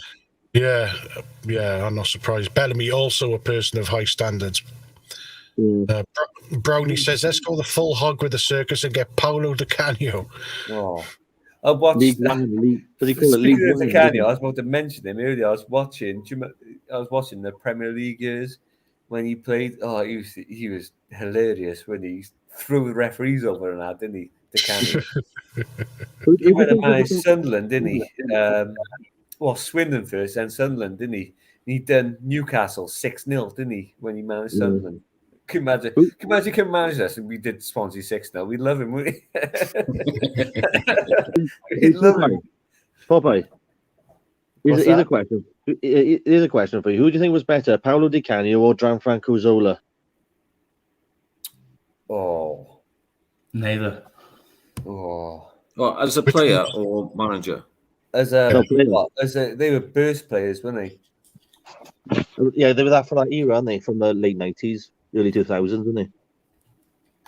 Oh, I don't know. Which You go for it, mate. I wouldn't know. Like Di Canio was like a flare when he played for Leicester, but obviously Gianfranco Zola did to Chelsea. Like he was wicked. To be honest, mate, I'll go Gianfranco Zola. Yeah, I'd say that Zola as well, because Zola was more like a he was like a Maradona sort of style player, wasn't he? He was quality, he was, but Di Canio was absolutely superb. Yeah, Di Canio, he was like a Bergkamp sort of player. No, he weren't. Bergkamp. No, in that style, he was like that sort of player. Bergkamp was just class, wasn't he? He used he had the touch and the pass and the. You know, but Di Canio, so did Di Canio as well, but not quite at his level, but still at a good level. Di Canio used to be able to take on players, didn't he? He used to be able to take on 3 or 4, didn't he? And he also had a bite to his game as well, didn't he? Oh, he was class. Di Canio was absolutely superb. He wouldn't shy from a tackle either. I'm talking about this. I'm only 31. I'm thinking about this as a kid. I'm watching this as a 12-year-old. Di Canio, and they're like. Yeah, there's not much living a fish tank. Just Wavy. Happy birthday, Wavy. I used to have a poster of Alan Shearer on my wall. Fish tank. Am I the only one that uses the phone? I'm on my phone doing this. Am I the only one? Yeah. You used to video in mine, didn't you? No, I always use my phone for everything. I have a laptop, but I just use my phone more than anything. Yeah, I think the thing is with a telephone microphone is it sort of automatically deadens if there's something coming through your speaker or your earphone, then it deadens the mic for a moment, and that's what we get with you is we can't hear the first part of your sentence. But you've been dealing with it all right. You sort of go and then say your sentence, so it works in a way. Yeah. I got a plan B, you see, unlike Mick. Martin McGage says you could see Mick's attitude and arrogance in his interviews. Obviously, Moz fell out with him as well as he got dropped. Or was he just playing shit? Here's a question. I need to leave a second. I'm dying for the piss. But there's Sean Morrison got a real say in the club. I don't know what Sean Morrison got to say. I mean, he's been there a long time. Like Solskjaer signed him, didn't he? Sean Morrison. Yeah. So he's been dropped by obviously Mick. But is Sean Morrison he's obviously pissed off. I watched at half time. Morrison was running up and down with the half time subs and all that. I'm thinking, has he got something to say? You know, because he's always been quality. He's always good results. Is it down to him if the club has all the players have given up? And is that why they dropped? I don't know. Morrison hasn't been this bad for us since he's been here. Did you see Morrison's missus got a mouthful of abuse on social media off a bunch of people last week? She had to turn her social media off. Yeah, it's bad. It's not her fault, is it? Didn't she threaten a couple of fans or something? Or was there another player? Now, this happened before as well. It's not the first time that she's been abused. Remember when we lost to the Jacks away under Warnock? Oh, yeah. She got abused on social media. So it's happened before. Yeah, they abused her. It's childish now. Yeah. Yeah, it probably is just kids. I mean, and that's probably a lot of the times this happens to footballers and stuff. It probably is just kids. As Dr. Lecter saying, Wavy says, does Norris live in a fish tank? And Lecter said, close. Those kids chucked him in Caerphilly Castle moat. What's that about, no, Norris? Well, obviously I need to use a laptop, don't I? Say again? I need to use a laptop, don't I? Yeah. What's that about Caerphilly Castle Moat? What about it? Oh, don't worry. Oh, It's like a moat. gang of young boys picked on him, I think. Have you been to Caerphilly much? No, if I can help it. What were you, Ken, or have you just been in Cardiff for the 100% of your life so far? I've Me? always Been in Cardiff. Yeah, I have. I've always, I lived in Llandaff North and then moved to St Mellons, and then came back to Llandaff North. Yeah, I've never been anywhere else. Yeah, you're not missing. Caerphilly, you're not missing much, to be honest. It's just that's the only thing that's going for is the castle. And that's it. Everything else is just. It's only a step up from Bargoed. St Mellons. I'm a St Mellons boy as well. Yeah, I lived there for 25 years. I grew up there. Oh God, I'm with Lamremly. Oh, Lamremly's not much better, is it? Oh, I tell you what, I took my cat ill, and she's 13, and she had a big lump on her face like that. Got the AIDS, is she? The vet came around and said, "Oh, it might be a tumor." I thought, "Oh no." I thought, I don't want to put it down. I'd be devastated. I'd cry my eyes out. And, sorry. Anyway, I took her out with the vet in Llanrymney, Cottonsbury Avenue. Put her out with her thing. Put it in the car. Looked down. It was 9 o'clock in the morning. There was a crowbar fight. 9 o'clock in the morning in Llanrymney. Crowbar fight between loads of people in high vis. Seriously, people full of blood. I was like, Jesus Christ. Jesus, that's mental. A crowbar fight. 9 o'clock in the morning. a.m.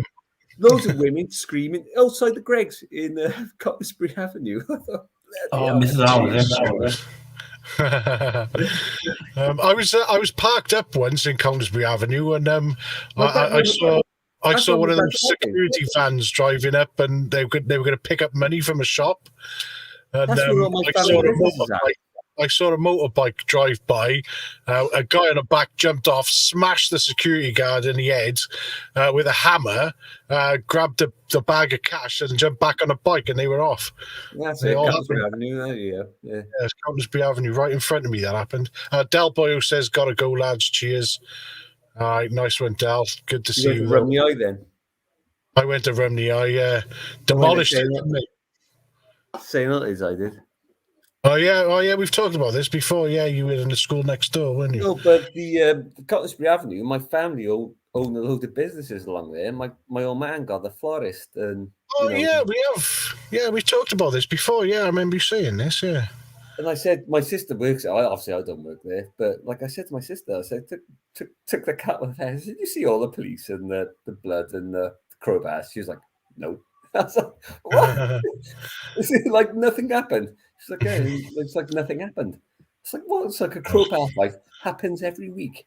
I was like, "Really?" Yeah, it's such a normal occurrence. They just go about their business afterwards. Rumney, yeah. I tell you what, St. Mellons. Oh my God, rough. Well, you lived the Tesco way, didn't you? Yeah, about as rough as you get. Yeah, you used to have to walk everywhere, of course, when we were kids because we didn't have a car, and there's just endless people wanted to mess with you everywhere you go on the street. Yeah, I grew up near the I don't know whether you were there, where Quick Save was. Oh yeah. That little Indian restaurant, God knows how they survived. Shamrat, yeah. Shamrat, yeah, I still go there. Yeah, I don't know how they've survived all this time in that little. The thing is, they're the only one in St. Mellons. That's probably obviously they've survived, didn't they? Yeah, I suppose. Yeah, it's crazy, isn't it? St. Mellons, what a place. What a shithole. Someone on Facebook saying Llanrymney High. No, that's gone. That's gone, Llanrymney High. Is it? Gone, yeah. All the Llanrymney kids. So they got rid of Llanrymney High down by the river. Yeah. So I'm in bloody Trowbridge. Trowbridge. Oh God, what a trek over the blue. You're right, pain in the ass. Oh yeah, where Colin Glenafron used to be. No, Stephen further down. Is it? Yeah. Jesus Christ. Martin McCain says you could see Moz during the loss to West Brom. He looked fed up, but he wasn't playing with his usual battle. He'd even stopped shouting like he used to. Yeah, it's a shame that, isn't it?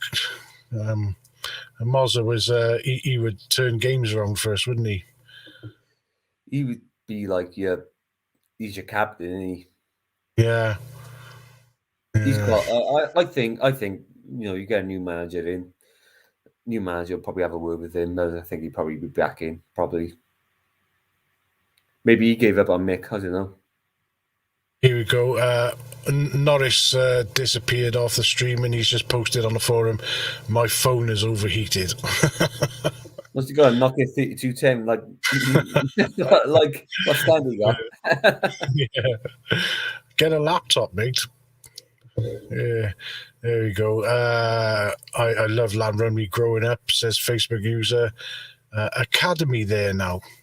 Yeah, so yeah, of course. Yeah. Steve Bowley, obviously Steve Davis, no more, but so Steve Bowley, my old man knows him. Well, knows him. My old man just delivers flowers to him because he flies. But Steve Bowley lived in the bottom of Lanrumley, so like the bottom fields where Lanrumley High used to be, they got university fields, and like it's quite nice pitches there. That's the academy is on about setting up. Remember you heard about that like a couple of months back? Yeah, about setting up Cardiff Academy down in Lanrumley. That's what's happening down there now. Yeah, and he does he own or he has some part in Lanrumley Hall as well, Steve Bowley, didn't he? Yeah. So it's a museum now. Well, it's like a cafe. Is it? Yeah. Oh right, it's just a really posh place dropped in the middle of a nightmare. Yeah, it is. It really is. Mate, it's fucking nightmare. I said. So I was speaking to Dr. Lecter a couple of nights ago, and his son lives in Lanrumley. He's from Caerphilly. So his son lives in Lanrumley. He said he looked after his grandson while his son went somewhere, I think to a funeral or something. And he said he took his grandson to through Lanrumley. He said, "Oh my God." I know. It's a right eye opener. Yeah. I said you should go on further, gone to St. Melons. Oh. Yeah, pop over to St. Melons Tesco and have a look at the people in the dressing gowns shuffling around. Oh my God, it's the worst. It's the worst. East Cardiff's terrible, isn't it? Like it's obviously me, you, and half, isn't it? Yeah, and we did. They could have easily put a train station there, but they just didn't bother. They just didn't want to. Rumour is it's still happening, though, isn't it? Yeah, it's still a shithole. I drive down there every once in a while and have a look around and see Melons, and it's not getting better. You were off Crickhole. Were you off Crickhole? Were you? Yeah, Crickhole Road. I was off a little estate because there's a lot of estates off that road. But I was off Middlesbrough. I was. Yeah. I remember you saying all this before. I remember now. Yeah. I was just sort of up the road a bit from you. Anyway, we've been on for over 3 hours now. I better call it a night. It's got midnight. It was good to have you on, though, and our Stanley's coming back now. I just in time for us to say, Stant, we're calling it a night, all right, mate? Oh, we're going to bed, you?